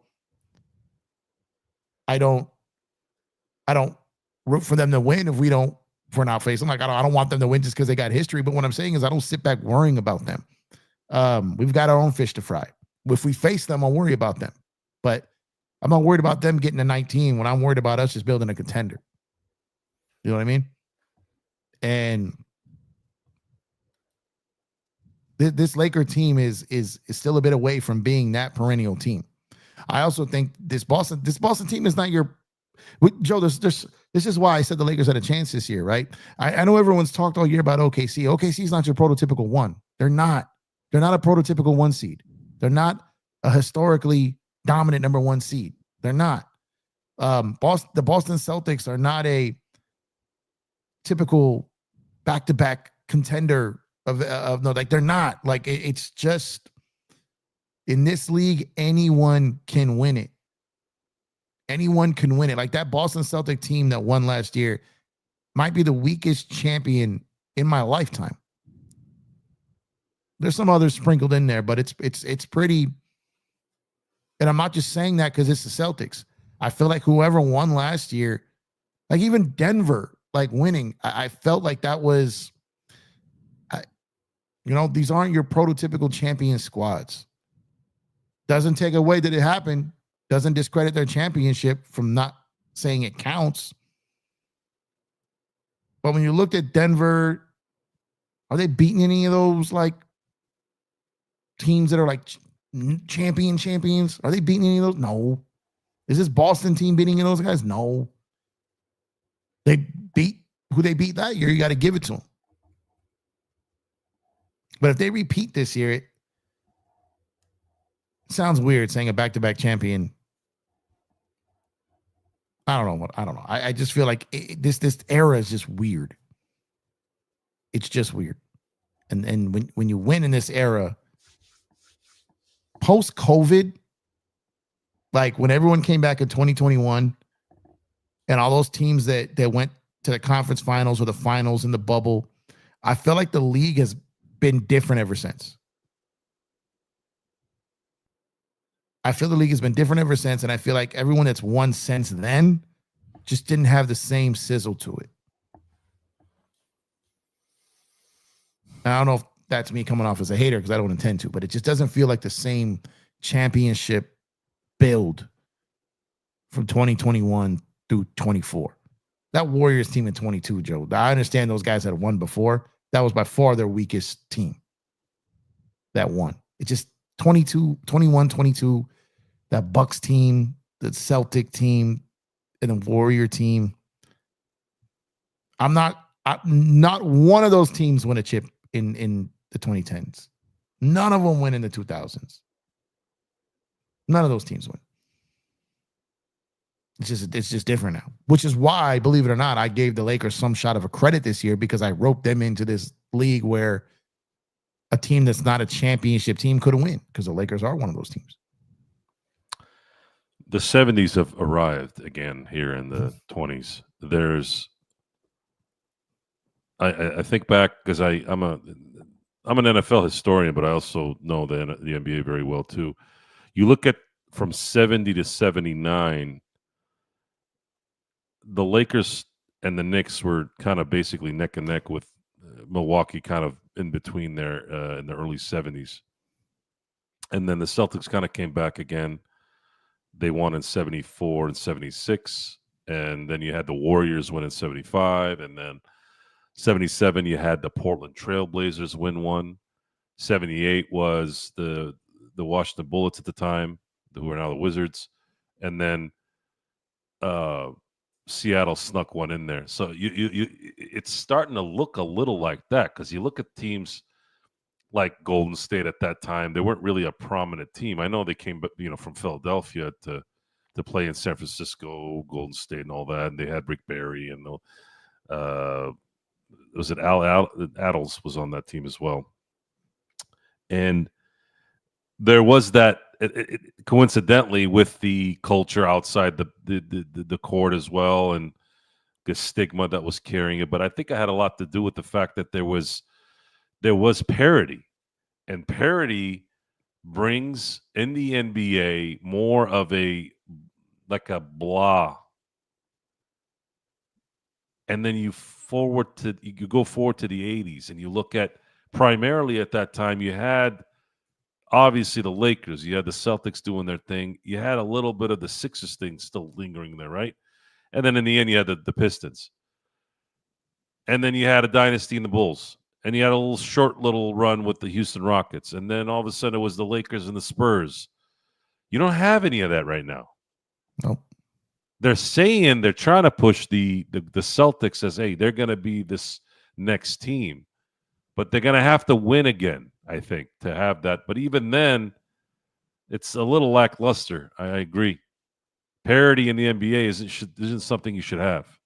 That's not something I think is the way to go, because stars is what makes this thing, and dynasties is what makes it on top of that with those stars.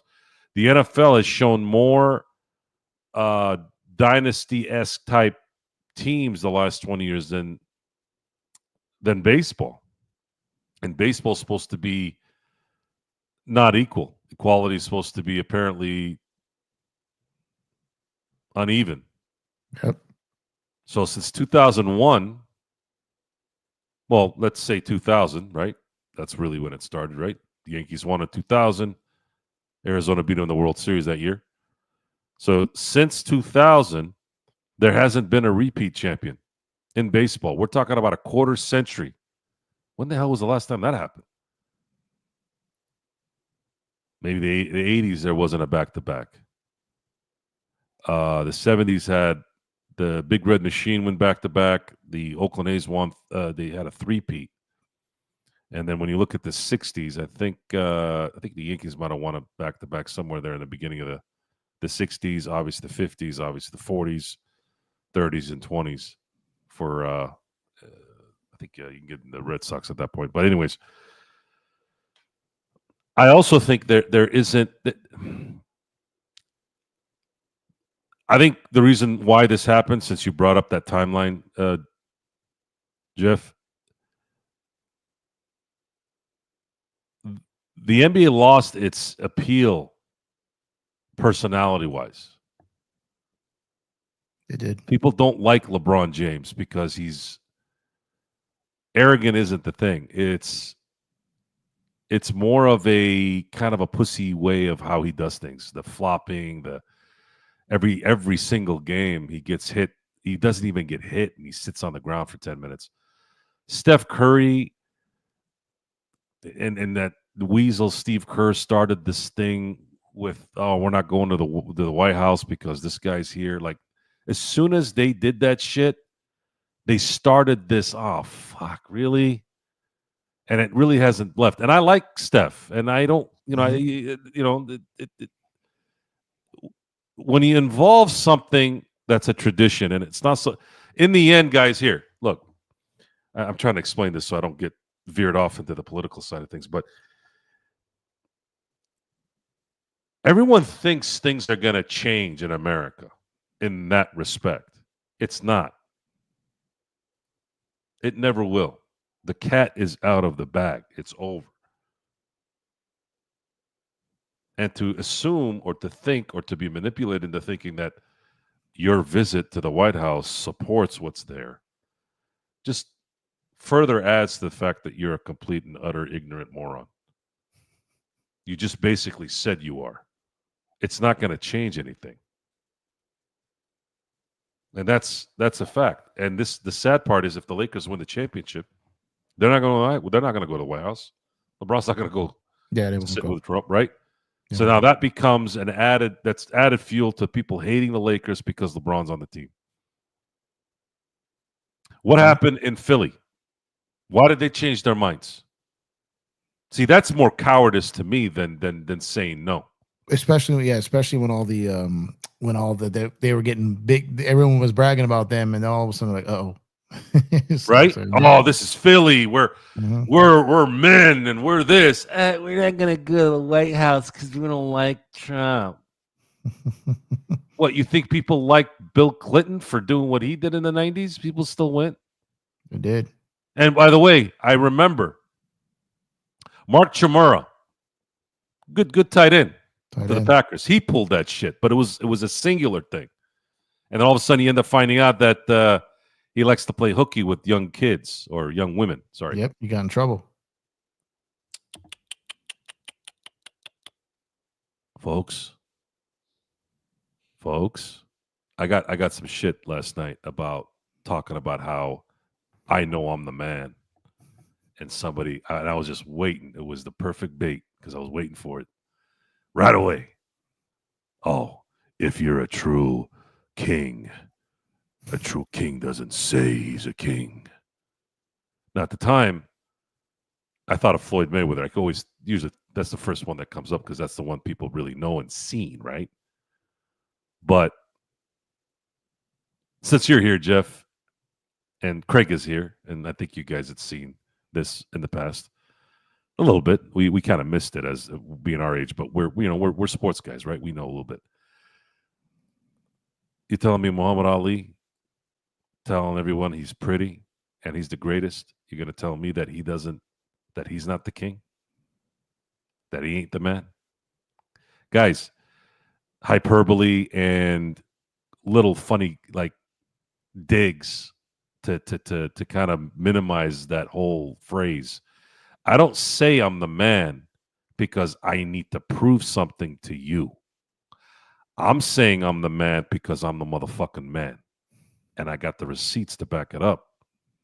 So when I tell you that I don't like guys like Shannon Sharp, Ocho Cinco, all these hedonistic, dirty dudes, guys like Anthony Edwards, the disdain to these guys really has nothing to do with the lifestyle. It's the perception that becomes reality to people that watch these guys, because these guys are tapped into millions of people.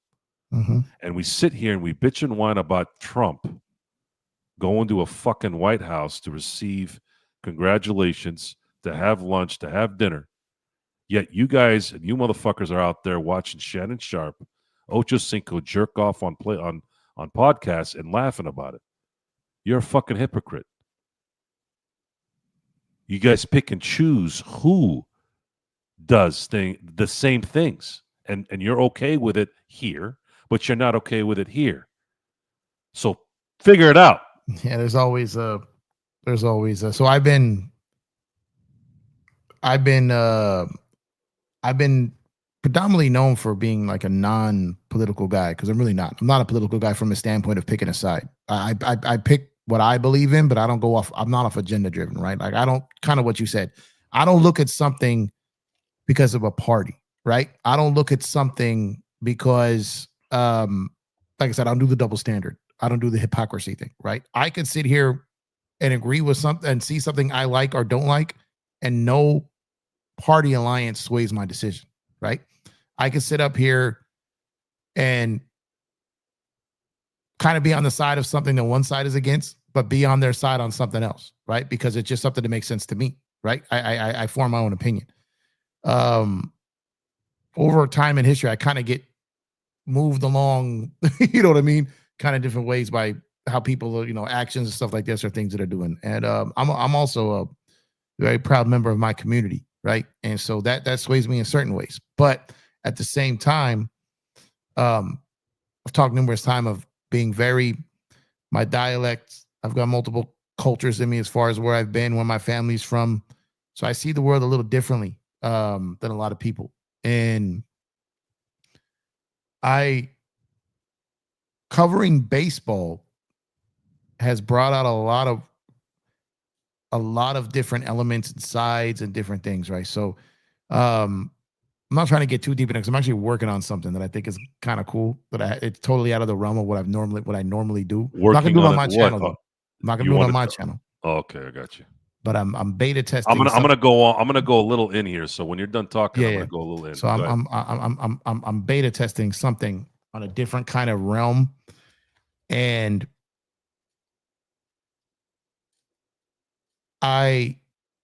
it's really weird because I did this whole thing.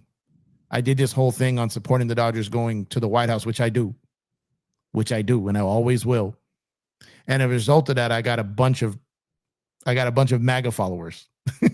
That's the result of it, right? And then I got bashed by a bunch of other people. And I literally had to do a post. Look, I'm not taking either one of your guys' sides. I just think the Dodgers should have went to the White House. This isn't political for me. This is tradition to me. Whether you like the man, don't like the man, to me, it's about the house. To me, it's about the symbol. To me, it's about the sport and the history. They went when the last guy was there. They went when the current guy is there. They did both, which to me, I respect even more because they went on both sides, right? If I won a World Series, I would go. Because I would have dreamt about it my whole life. And I think the agenda part of it and the kind of hypocrisy of it is taking someone's right to choose when your whole beef is about people who don't let other people choose, right? So that's kind of my thing. So I'm not left, I'm not right. And it's not because I dodged the political spirits, because I just don't think like that. It's not about me trying to be politically correct. It's not about me trying to avoid any smoke, because I'll fuck with smoke. I don't care. But my thing is it's really how my mind works. I don't get swayed by waves. I don't get swayed by what do you call them? Cliques, crews. Like, I'm not part of anyone's crew. You know what I mean? I'm not part of anyone's movement. And one thing about me, Joe, I hate radicalism on any side. I hate it. I hate you having to be programmed and forced to think one way and only one way. And the reason why is because I was once upon in my life programmed to think a certain way because of, and I'm not, you know what I mean? And so I've been against that my whole fucking life, right? I've been against anyone making me feel different than how I feel and think. And so when people cross that portion of it, so that's why I think when I say I'm non-political, people almost take that as kind of like when someone says they're non-political, I think someone thinks that person's a bitch, right? Because they're non-political. To me, it's just, I don't want to waste the air on these motherfuckers because it's pointless. You can't talk to a wall and try to tell it it's a brick. You know what I mean? So to me, it's just, I value time. And I think that anyone's ever known me, watch my show, done everything. I think you guys know me. You hear me talk about time all the time. Wasted words, wasted air is wasted time. And I look at a lot of this landscape as that. And that's why I don't partake in it. So it has nothing to do with me being scared of confrontation, because I am not. It doesn't mean I'm not scared of giving my opinion, because I am not. But I also like time and place. If I pull up and I'm talking Lakers, I'm talking Dodgers, I'm talking all that, I'm not going down that path. I'm here to have fun. Not that shit. Ain't none of that shit fun. It's ugly. It's disgusting. It's brutal. It's hateful. I don't fuck with that shit. And that's all it is. So, anyways, got a little out of character, a little out of pocket, a little off camera, Jeff. But well, that's part of the experiment. Yeah, but it's just a very messy, filthy. I'll tell you off air about what I'm doing. I think you're gonna love it, and you'll be part of it from time to time. I think it's perfect. I think I really nailed me outside of sports. I don't want to too much, but it's. I think you're gonna like this shit. And when I tell you the name, you're gonna be like, this mother. You're gonna be like, look, it's gonna click immediately. And anyway, sorry, I don't ever talk about this stuff in these elements here. And well, I didn't really. You have to, but you have to, because the Top Sizemore, God rest his soul, one of the more entertaining actors I've ever watched. That wasn't a Robert De Niro type, right? And it'll never, that line will never go away in my head. Action is the juice. Yeah, I love that line. The action is the juice for me. Yeah. When you don't have to. Yeah, I'm in. Yeah. We don't have to argue about anything. I want to sometimes, though. Yeah. The want is cool. And but you can admit that. You can admit that. Yes, but it's a surprise. It's interesting how you'll get a surprise. So we were talking about the eyes, Chico. They never lie, right? They never lie. The look that you see when you just drop that hammer. I like it. I can't take credit for it, Jeff. I can't take credit for that, though. I got to give props. I got to give props to my boy Steve K. You don't know who the hell he is. No one knows who the hell he is, right? But I got to drop the name. Steve K., my fraternity brother in college. He now flies helicopters and planes. He looks like Leonardo DiCaprio. Gorgeous wife, gorgeous daughters. The guy's a superstar, right? But in college, he was like to have fun. And he had a particular taste in certain females, and they had certain attitudes. And we saw theater sometimes in that house. A lot of drama. One day I sit with him and I go, Steve, what do you put up with this for? I'm 20 years old, 21 years old. I don't know my ass from my ear yet, right? Steve, what is this? Like, I at least knew that, though. I don't deal with yapping stuff. Even back then I didn't like it. You start yapping too much, I'm like, all right, stop talking. Go away. Stop talking. Right? And he looked me straight in the eye and he goes, I like it. And I just went, oh. I was like, oh, okay. Got it. Like, boom, right away. It's like, totally understand now what's going on. And since then, I've always used that attitude. And sometimes I do it just to diffuse the heat or the coldness in the room. Because no one is expecting you to go, I like it. That's why. They're like, oh. Because they're so used to insecurity that comes their way. People that need credit. People that need to be patted on the back. Because of that insecurity, they're all programmed to think that everyone wants validation from something. No, I don't get anything out of political discussions. I just like to fuck with people. Maybe at that moment. If it's a legitimate argument, I'll roll with you. I'll talk about some stuff. But all in all, I don't like hearing the word, let's not talk about this because then this. No, shut the fuck up for a second. Let him finish. Okay? Every fucking time you start talking about something, everybody's got to calm shit down. I hate it. Whenever I'd get into some kind of whatever, the first thing I'd say is, Any of you don't touch me. I hated that shit. If this thing goes the way it goes, let it go.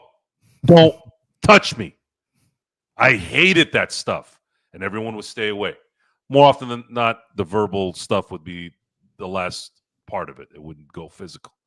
But I don't like, look, shut up. Like there's a mark. Leave me alone. Stop talking to me. Go away. And being matter of fact is the greatest weapon you could have in life. You go somewhere and someone says something and you just sit, when you straight up say no. No. Because usually people pussyfoot around, right? Oh, well, let me ask my wife. Let me go do a massage and then I'll let you know when my kid comes home or when they go. Like, shut the fuck up. Dude, you're a grown-ass man, aren't you? How old are you? You're 40? You still got to ask your wife to spend $20? The fuck? Yeah, no, I don't. Are you kidding me? No one respects my wife more than me. No one is open in communication more than me with my wife. No one is going to slit every throat in that room for my wife.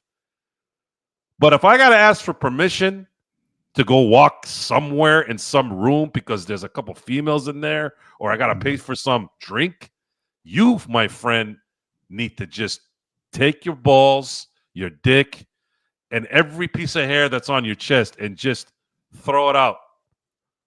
That's where that belongs. That stuff is my favorite call out. Because we talk about all the shit that you said, all this, man, shit's been different since COVID. It's like something's off. Yeah, something's off because we've allowed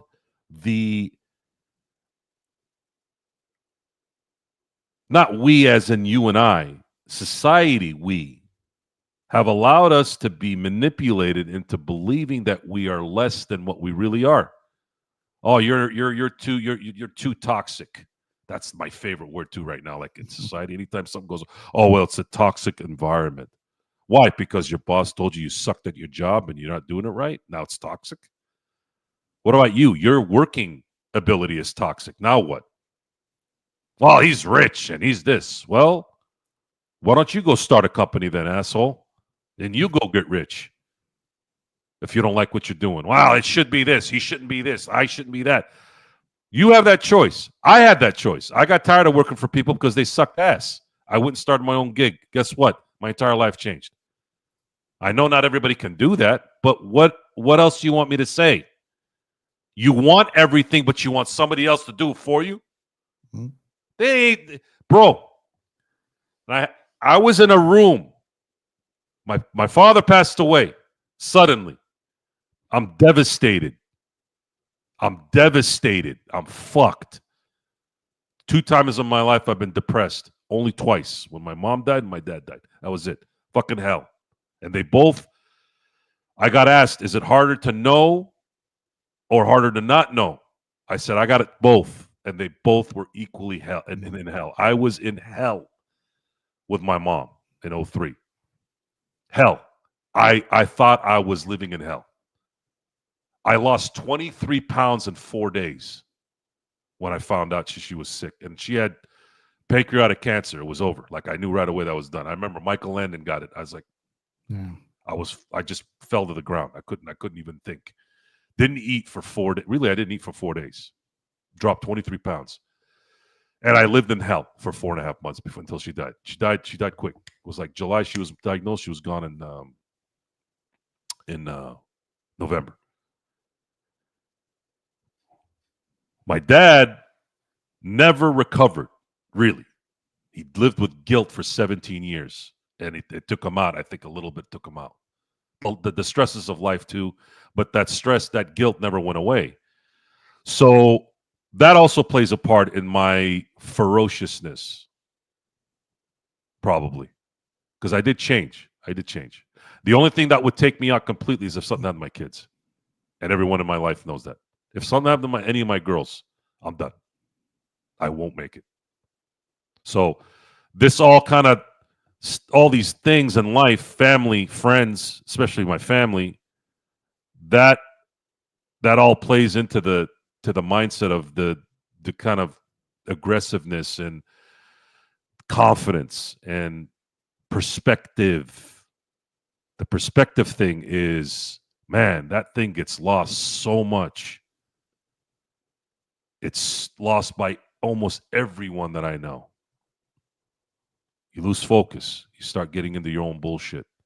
And that's the part where now, I guess if we're going to continue to be, if we're going to go the path of being public speakers, which is what this is, it's got to mean something a little bit too. But I don't want to be the guy that's trying to tell you, hey, you need to be like this. No, no, no, no, no, no, no, no, no.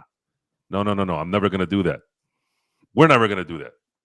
But what I will do is I will call out your bullshit, because the reason why, ultimately, why we're in this situation as a society is because we've accepted the hedonistic trash that is supported, whether it was through music, whether it's through the sports stars, whether it's through politicians. You know, Trump, there's a lot of things I like about him. I do.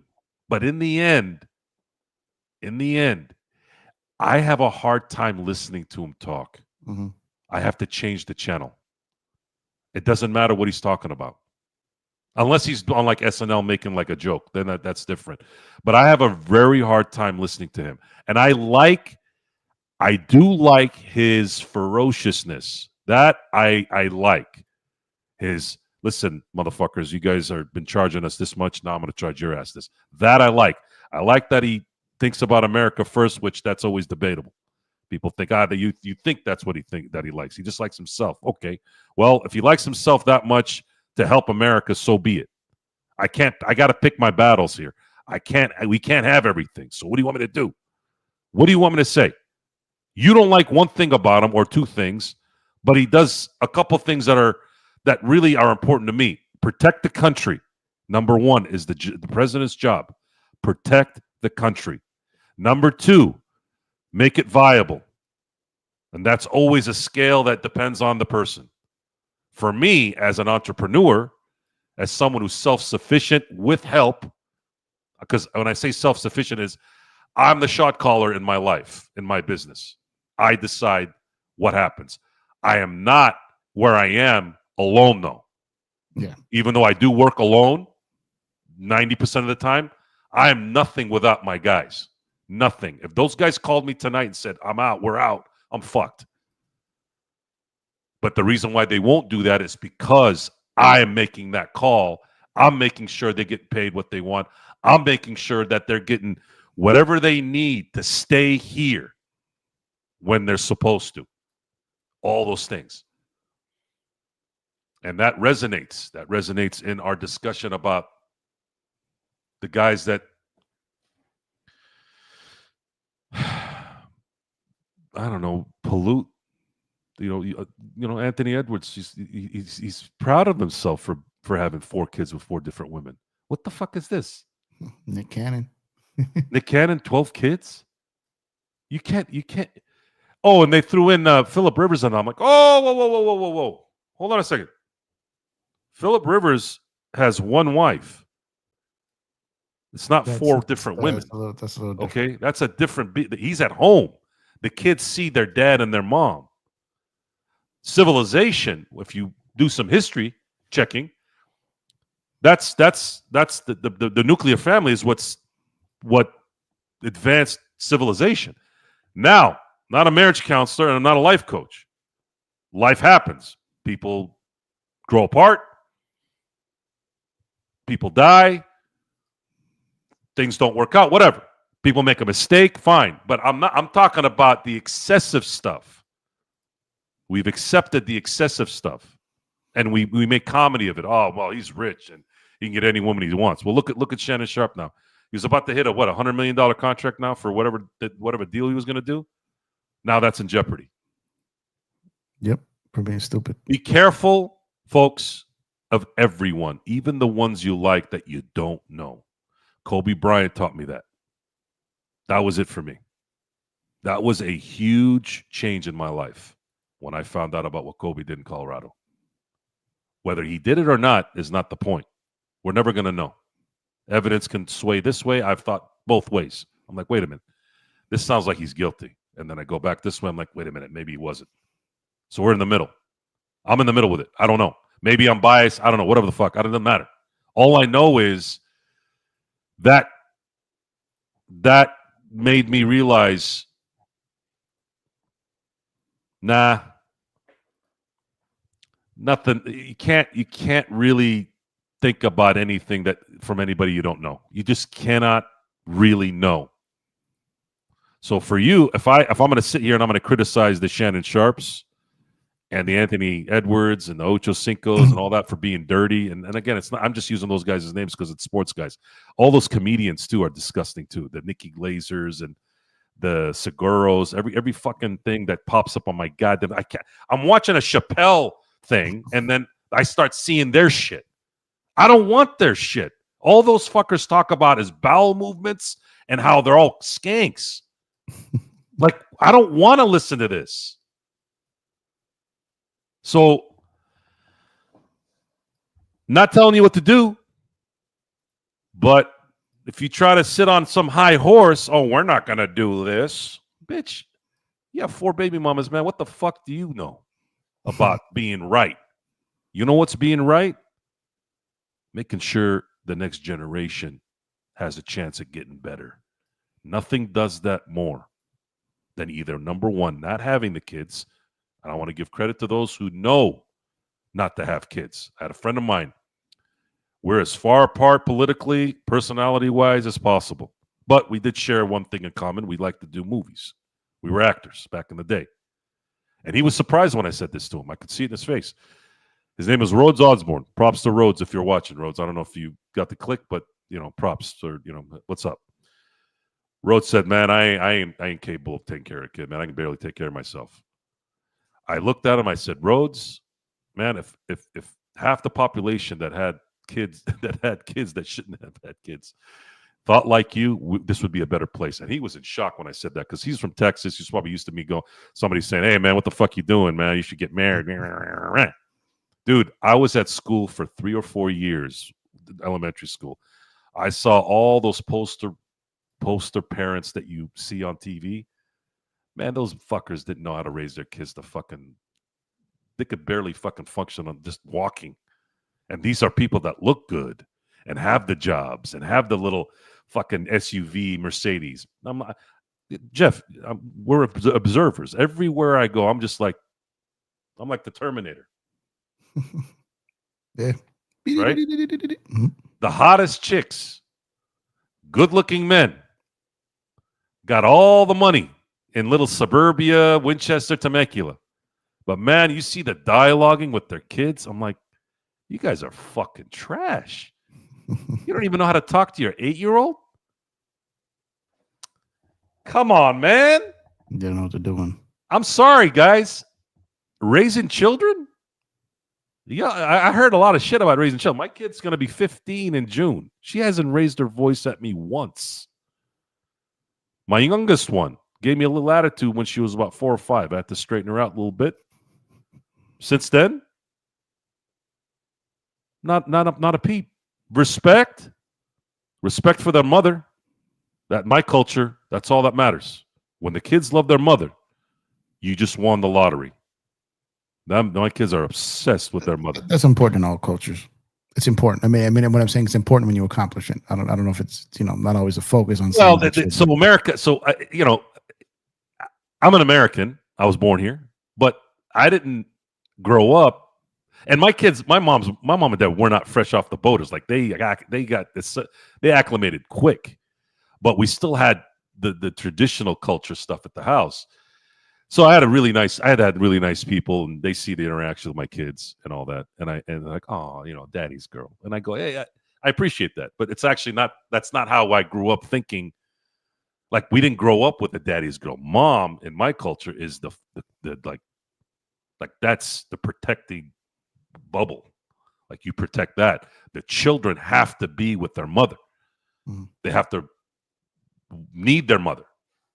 Because, man, when that's tight, That is important too. Don't get me wrong, but I'm the protector. I'm not with them every day. The mom is, right? Not because I don't want to be. I believe me, man. I've tried, man. I've tried. Hey, let's go hang out. Come with me to work. Dad, it's boring. You know,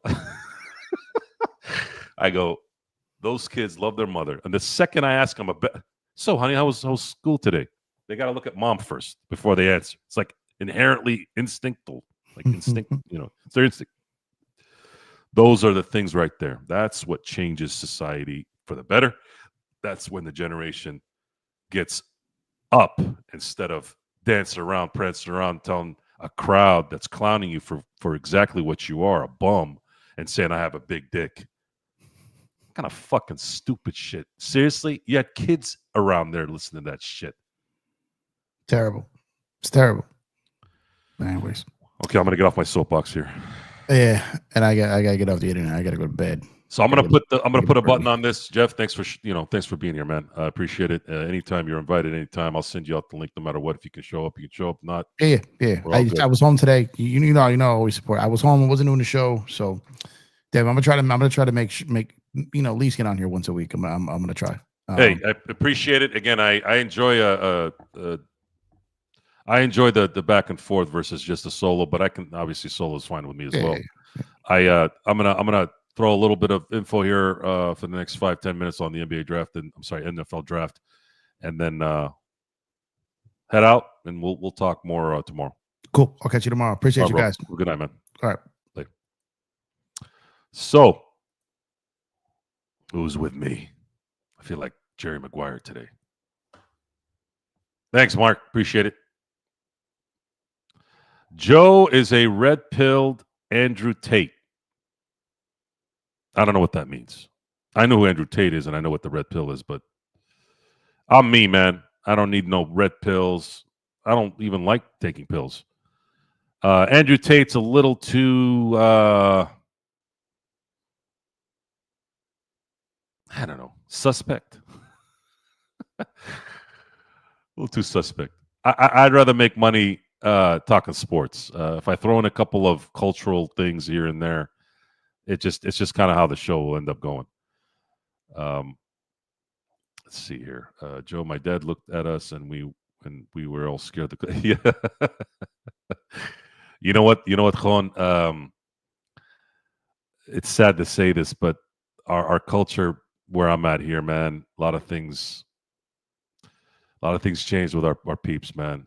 They kind of bugged out, man. A lot of bad kids got raised the last generation, man.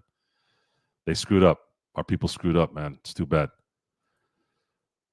Well, one Mayweather. So Mayweather is usually an example of boasting how good he is, right? And he backed it up. Of course, again, Muhammad Ali is probably the biggest one that people my age would remember. Just because I say I'm the man doesn't mean I'm doing it in an arrogant way. What I mean by saying that is I'm a fully confident person, and I have the receipts to back it up. I have people around me that can vouch for it. When you have your family members, your children, your spouse, and friends a mile long that can back you up, you can say things like that. It's not an empty comment. It really isn't. And I say it again to create confidence for those who might not have it. When you have confidence, you can really do anything. It's got to be real, though. It can't be fake. Fake can get spotted very quickly, at least from guys like me. So, again, I got to get off that. I got to get back to sports.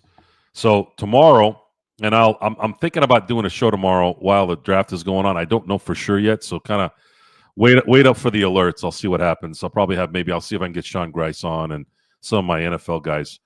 But tomorrow's the NFL draft, and I'm not going to go into too much detail because there seems to be a lot of things swarming around what's going on, whether the Giants or the Browns are going to trade down and kind of get a huge haul for those picks. Looking at what's going to likely be at the top of the board, Cam Ward is going to get drafted probably first by the Tennessee Titans. That seems to be pretty much a done deal. So what is next? I'm I'm still I'm kind of still back and forth because if you don't get a franchise quarterback when you really need one, which is something the Giants and the Browns definitely need, then what okay, even if you get a stud defensive tackle, even if you get Travis Hunter, even if you get a great edge player like Abdul Carter, or an offensive lineman like Will Campbell, like what the guys that are sitting up top of that draft are guys that all need a quarterback. So I don't really know. I don't really know if it's, and you're kind of caught into kind of like a catch-22. You're not going to get a big haul because the only time you get a big haul when you're up that high is to get probably a quarterback.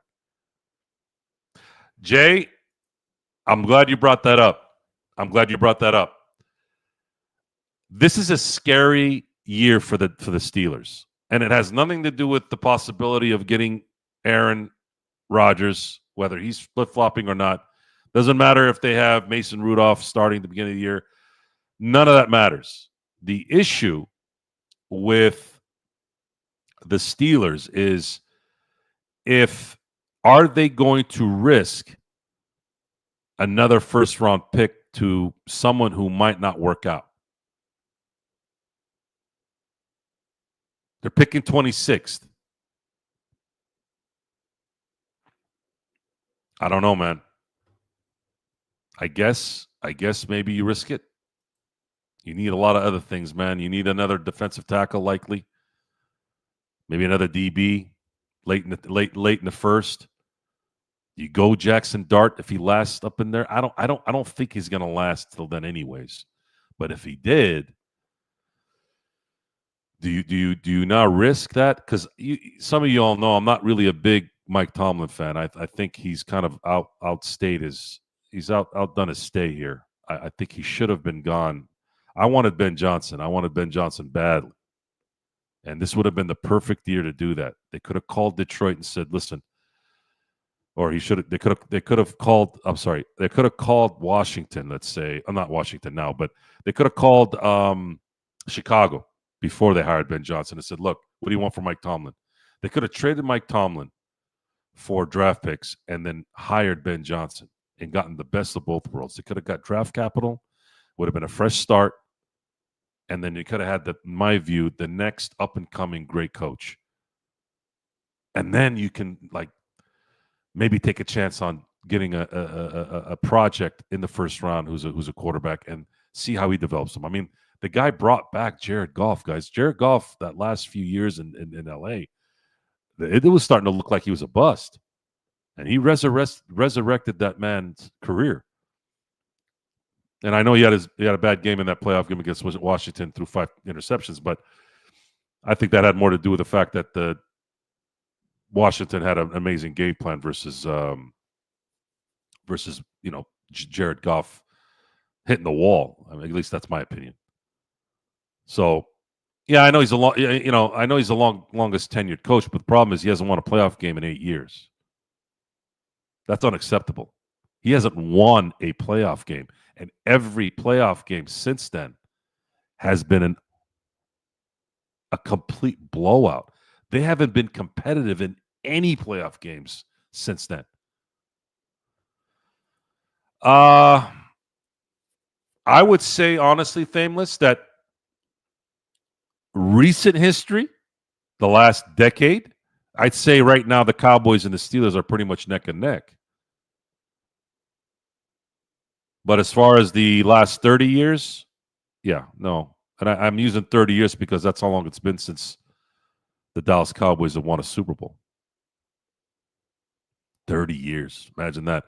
I think if Jerry Jones really had to go back and see what became of his decision for letting go Jimmy Johnson, maybe he would have made a different decision. Maybe not. Jerry's a very stubborn guy. Talk about ego and insecurities. That's one of those guys in life that lived this insecure life, but yet was successful in everything else in his life. The insecure guy still is a billionaire, still is really good at business. But in the end, to me, he's known as that guy that got rid of his friend, one of his really good friends, because he was mad that his friend got more credit than he did. I mean, that's as a bitch of a move as it's ever been. I don't know, Thameless. I don't know. That's a hell of a question. I don't know. I think so, just because it would change things. It would change, like, okay, it's like bringing in a relief pitcher when it's like the starter getting taken out, and that starter was mowing everybody down for 7 innings, and then finally he gets pulled, and then the new pitcher comes in, and then they start raking off that guy. Like Snell. Remember when Snell got taken out in Game 6 of the 2020 World Series? They interviewed Mookie Betts about that. They're like, so what'd you think about when Snell got taken out too early? He was like, well, man, we were just happy we could see somebody else. Of course, they take him out. The moment the new pitcher came in, they ended up scoring 2 runs in that inning, and eventually they won the World Series. So I would say, quick answer, if I had a gun to my head, I think Sean, I think Steven would be better. I think Steven would kind of bring something else to the table there. That's just my guess, though. I don't know. I don't know if Steven knows enough about football. I don't know. Maybe he's just around it more, and because of his dad. But I don't know if he's good enough. I would like to think at some point I would like my son to kind of, Dad, stop screwing up the game. I don't think he does that. I think maybe they're still afraid of their dad.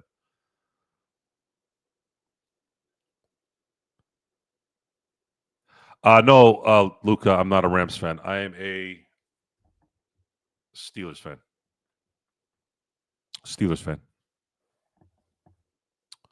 I haven't missed a Steeler game this century. I've seen every game since 2000. 1999 was one of their down years. I missed, I think, 3 games. And then before then, I had watched almost every game as well. So I missed 3 games, I think it was, in 1999. But I haven't missed any since then.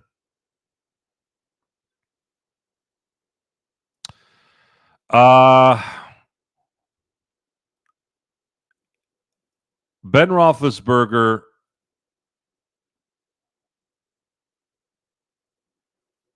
has an argument. There's an argument that he could have been a top 10 quarterback. I think he's more of a top 15 at best. For sure, a top 20. He when you make a quarterback, you build Ben Roethlisberger. This was a guy that was 6'5". He was listed at 241. Yeah, he's 241, like I'm 180 pounds. He was probably 310 pounds, I would say. He was too big to be 241. Maybe he was in college, but I don't even think he was that much in college. But anyways, huge man, wide, tall, could throw the ball like a rocket. He had quick feet. He had a little speed for his size too. Could read defenses, could drop the stats, could drop touchdowns, could handle abuse.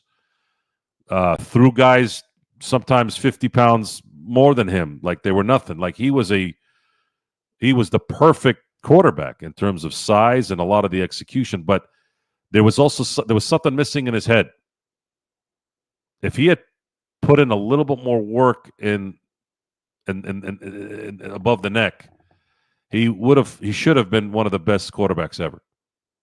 But I think he went with his talent more than his being a dedicated guy. He did enough to be as good as he was, because I believe had he put in a little bit more work on above the neck, I think he would have won more championships. He didn't particularly do very well after Super Bowl 45, and even Super Bowl 45 was not a good game for him. A pick 6. I know he didn't have a lot to do with that. I know in watching that play, Marquise Pouncey got hurt in the Jets AFC Championship game, and that was a huge loss for the Steelers. That a lot of us think that might have been a missing part that might have kept them from winning that game. There's an argument there. I'm not going to say that it's 100%, but there's an argument, and a lot of it is because that interception return on that it was a blitz directly behind the center, and that was what forced Roethlisberger to throw that pass and ended up getting intercepted in return for a title. I'm sorry, for a touchdown. That game should have been his, though. He had the ball down 6. Had he brought them back like he brought them back in Super Bowl 43, I think that would have made him a top 10 quarterback. He would have won 3 Super Bowls in 3 tries. It's a completely different career. And then I just think he had statistics up the yin yang between 2012 and 2017. He should have, and he had the best receiver for 5 years. He had the best running back for 3 years. He should have won at least one more Super Bowl with those guys. And I do blame him for not beating Blake Bortles. I do blame him for losing to Cleveland. I do blame him for not beating the blaming the New England Patriots in that AFC championship, the one AFC championship he made after that. Although we lost Le'Veon Bell, and I think Antonio Brown wasn't right either in that game. I think he was right in that game. It was Le'Veon Bell that got injured the week before. The one that really killed was the Denver one against Tim Tebow. That one was horrid. There was no reason to lose that game, and I think Ben let the team down on that one as well. No, Luka, he never won an MVP. He probably should have been the MVP of the Super Bowl in 43, but I'm not mad that Santonio Holmes won the MVP in that Super Bowl because Santonio Holmes was one of the most clutch receivers I've ever seen. And he was clutch in the San Diego game that year. He was clutch in the Baltimore AFC Championship game that year. And he was absolutely devastatingly clutch on that last drive and during that game against Arizona. And it was the perfect topper for me. I think he well deserved that MVP. Yeah, Warner was good. I don't know if he was Hall of Famer. I know he's Hall of Famer now, but I have different criteria for Hall of Famers. I'm a little bit more strict. Boy, Rodgers. I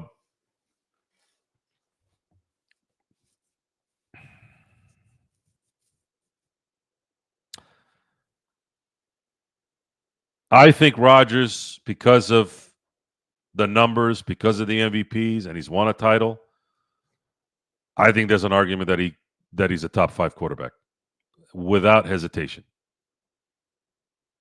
But then again, would it be an argument? I don't think it's an argument. Aaron Rodgers is a top 5 quarterback of all time. There's an argument top 3, but I don't know if it's 100% on that. There's an argument, but for sure top 5. Drew Brees was great too. You could have an argument that he is a top 10 quarterback. There's so many quarterbacks, guys, and you got to factor in. You got to factor in accomplishments. You got to factor in time. Guys in the 70s did not throw like they did in the 2000s. 2000s guys didn't throw like they did in the 10s, and guys in the 10s didn't throw like they do in the 20s. So you have to take that into consideration. If you see Terry Bradshaw's statistics, regular season statistics, you're going to be like, how is this guy even close in the top 10? Well, the guy was a 2-time Super Bowl MVP. He was primarily in an offense that was defense first, running game second, pass third. Now, that did change in the second half of their back-to-back Super Bowl wins in the 70s because the rules changed. You couldn't hit the guy anymore at the line of scrimmage. You had to wait 5 yards, which then opened up the offense a little bit for the passing game.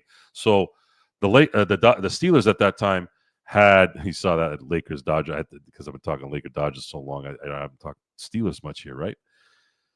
They had Lynn Swann and John Stallworth, and they're both Hall of Fame receivers. So while their total identity was always defense, running game, it changed because of the rule change, and they had Lynn Swann and John Stallworth with a seasoned Terry Bradshaw at that point, He was calling his own plays, and they adapted to that and ended up winning 2 more Super Bowls and arguably having probably one of the greatest teams ever in football in 1978. That was the year I was born, by the way.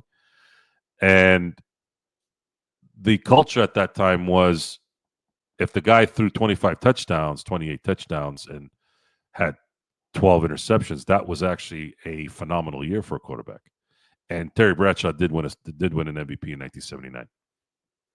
I think Willie Stargell won one for the Pirates, and then the Pirates won a World Series in 1979. That's the last time they won a World Series, too, by the way. That was like the clincher for them in the 70s. It was like Pirates had won the World Series in 1971, and they won one in 1979. Steelers won 4 Super Bowls, one in 74, 75, 78, 79. So, and the Pitt Panthers, college football, they won in 1977. No, I'm sorry, 1976. Sorry, 1976. So, Pitt Panthers won 4 Super Bowls for Pittsburgh, the Pittsburgh Steelers, and then 2 World Series for the Pittsburgh Pirates. So you had in that city in that 1970 through 1979 decade, you had 6, 7 championships in that city. Pretty good run. Pretty good run. I hate saying it, but the 70 Steelers are pretty easily the best dynasty in NFL. And it should be, Dameless. It should be because they had the greatest draft in 1974 in sports history. They had the best offseason in sports history. They drafted 4 Hall of Famers in that draft, and then they picked up a guy in free agency at a time where free agents didn't make that kind of impact, by the way. You were either drafted and were great or not. Like free agents were very, very rare in being great. Donnie Shell just got into the Hall of Fame a few years ago. He was the 5th Hall of Famer that year. Draft and free agency. You're not going to beat that. They drafted Lynn Swann first. They drafted Jack Lambert second. They drafted John Stallworth fourth. And they drafted Mike Webster, God rest his soul, 5th. So Hall of Fame center, 2 Hall of Fame receivers, and arguably the best middle linebacker of that era in Jack Lambert, 2-time Defensive Player of the Year. Wow, you guys got me all revved up now, man. I'm ready for football. So for tomorrow, and again, I didn't want to delve into this too much, but I wanted to kind of set the stage a little bit because I'm thinking about maybe talking about because I know there's going to be trades. There's definitely going to be trades. I just don't think that because there isn't any game changers, and the only real true game changers in a lot of these teams that need a quarterback is a quarterback. I don't see people dropping 2, 3 first-round picks for Travis Hunter. As good as he is, as great as he could be, I just don't see 2 first-rounders, 2 second-rounders going to someone who's going to be could be a utility guy, offense and defense, but well, I'm going to wait and see which one he picks. I think he's going to probably pick the offensive side because I think he can get more money that way down the road, especially with what you see with Jamar Chase and those guys getting money, right? So I think he's going to be a receiver first. Defensive player, maybe he'll be like a Troy Brown, but more regular playing type, where he can. When they need to run a dime or when they really need to run a nickel defense and they really need to get a stop, maybe that's when they'll use Travis Hunter. Who could use him? Well, the Cleveland Browns can use him because they'd have the second pick. They need somebody like that. But until those guys get a quarterback, I don't know what those guys are going to do. I really don't. And then you got a lot of big boys that are going to be good. The Mason Grahams out of Michigan. We're gonna see here. And I'll let you guys know. You'll probably get the alert on whether I'll have a live draft show tomorrow. I don't know yet, but do want to thank you all for being here tonight, guys. We went into almost all things that this show will likely be going into: baseball, basketball. We did talk a little social and political stuff, of course. Again, that's part of the experiment. And then we did talk about football, which is, for those of you who don't know, my first love is football, actually. Basketball is like my 1A. Baseball is like my 1B. So one A, one B, but sometimes those things can switch every now and then. It just depends on kind of how my teams are going, right? So again, thank you for all for being here tonight. If you guys have any questions, want to throw me any information, throw any information, look at the look at my link here. You can reach me on Twitter. You can reach me here. You can comment on the video on YouTube. If you guys want to hit me up on my new Instagram, you can just look up the Joe Soro Experiment. I now have my own Instagram. You don't have to go to my business page, Sinblades, so we can talk more sports, and it's a little easier to contact me on that. Let's see here. Hold on. Let me end this on a funny note. Do you shoot water up your butt? It's funny you asked that, Lenise James 6. Yes, I do. I do shoot water up my butt. It's called a bidet. Much, much better for hygiene. Much better for feeling fresh after a thinking moment. So, great question, Lenise. Beautiful question. I bet you didn't think I was going to say yes, did you? But it's true. I have a bidet. Feeling gay. Well, I mean, if you're feeling gay, that's your problem, man. I don't feel gay. I mean, I like to feel clean. It's water and it's cleaning. And no difference than cleaning your butt in the shower. It's just this one is in a toilet, and it shoots more vertical than horizontal. So, you know me. Well, if you know me, why don't you put the real name down then? Anyways. You're boring. I'm boring, yet you're here talking to me. So enjoy your evening, Lenny James. If you had got me about an hour ago, I would have scolded you and had you perished away. If you really are someone I know, show yourself. Text me then, and let me know that you really exist. So go bore yourself somewhere else and enjoy your evening. Until then, thank you all for being here. Until next time, we will see you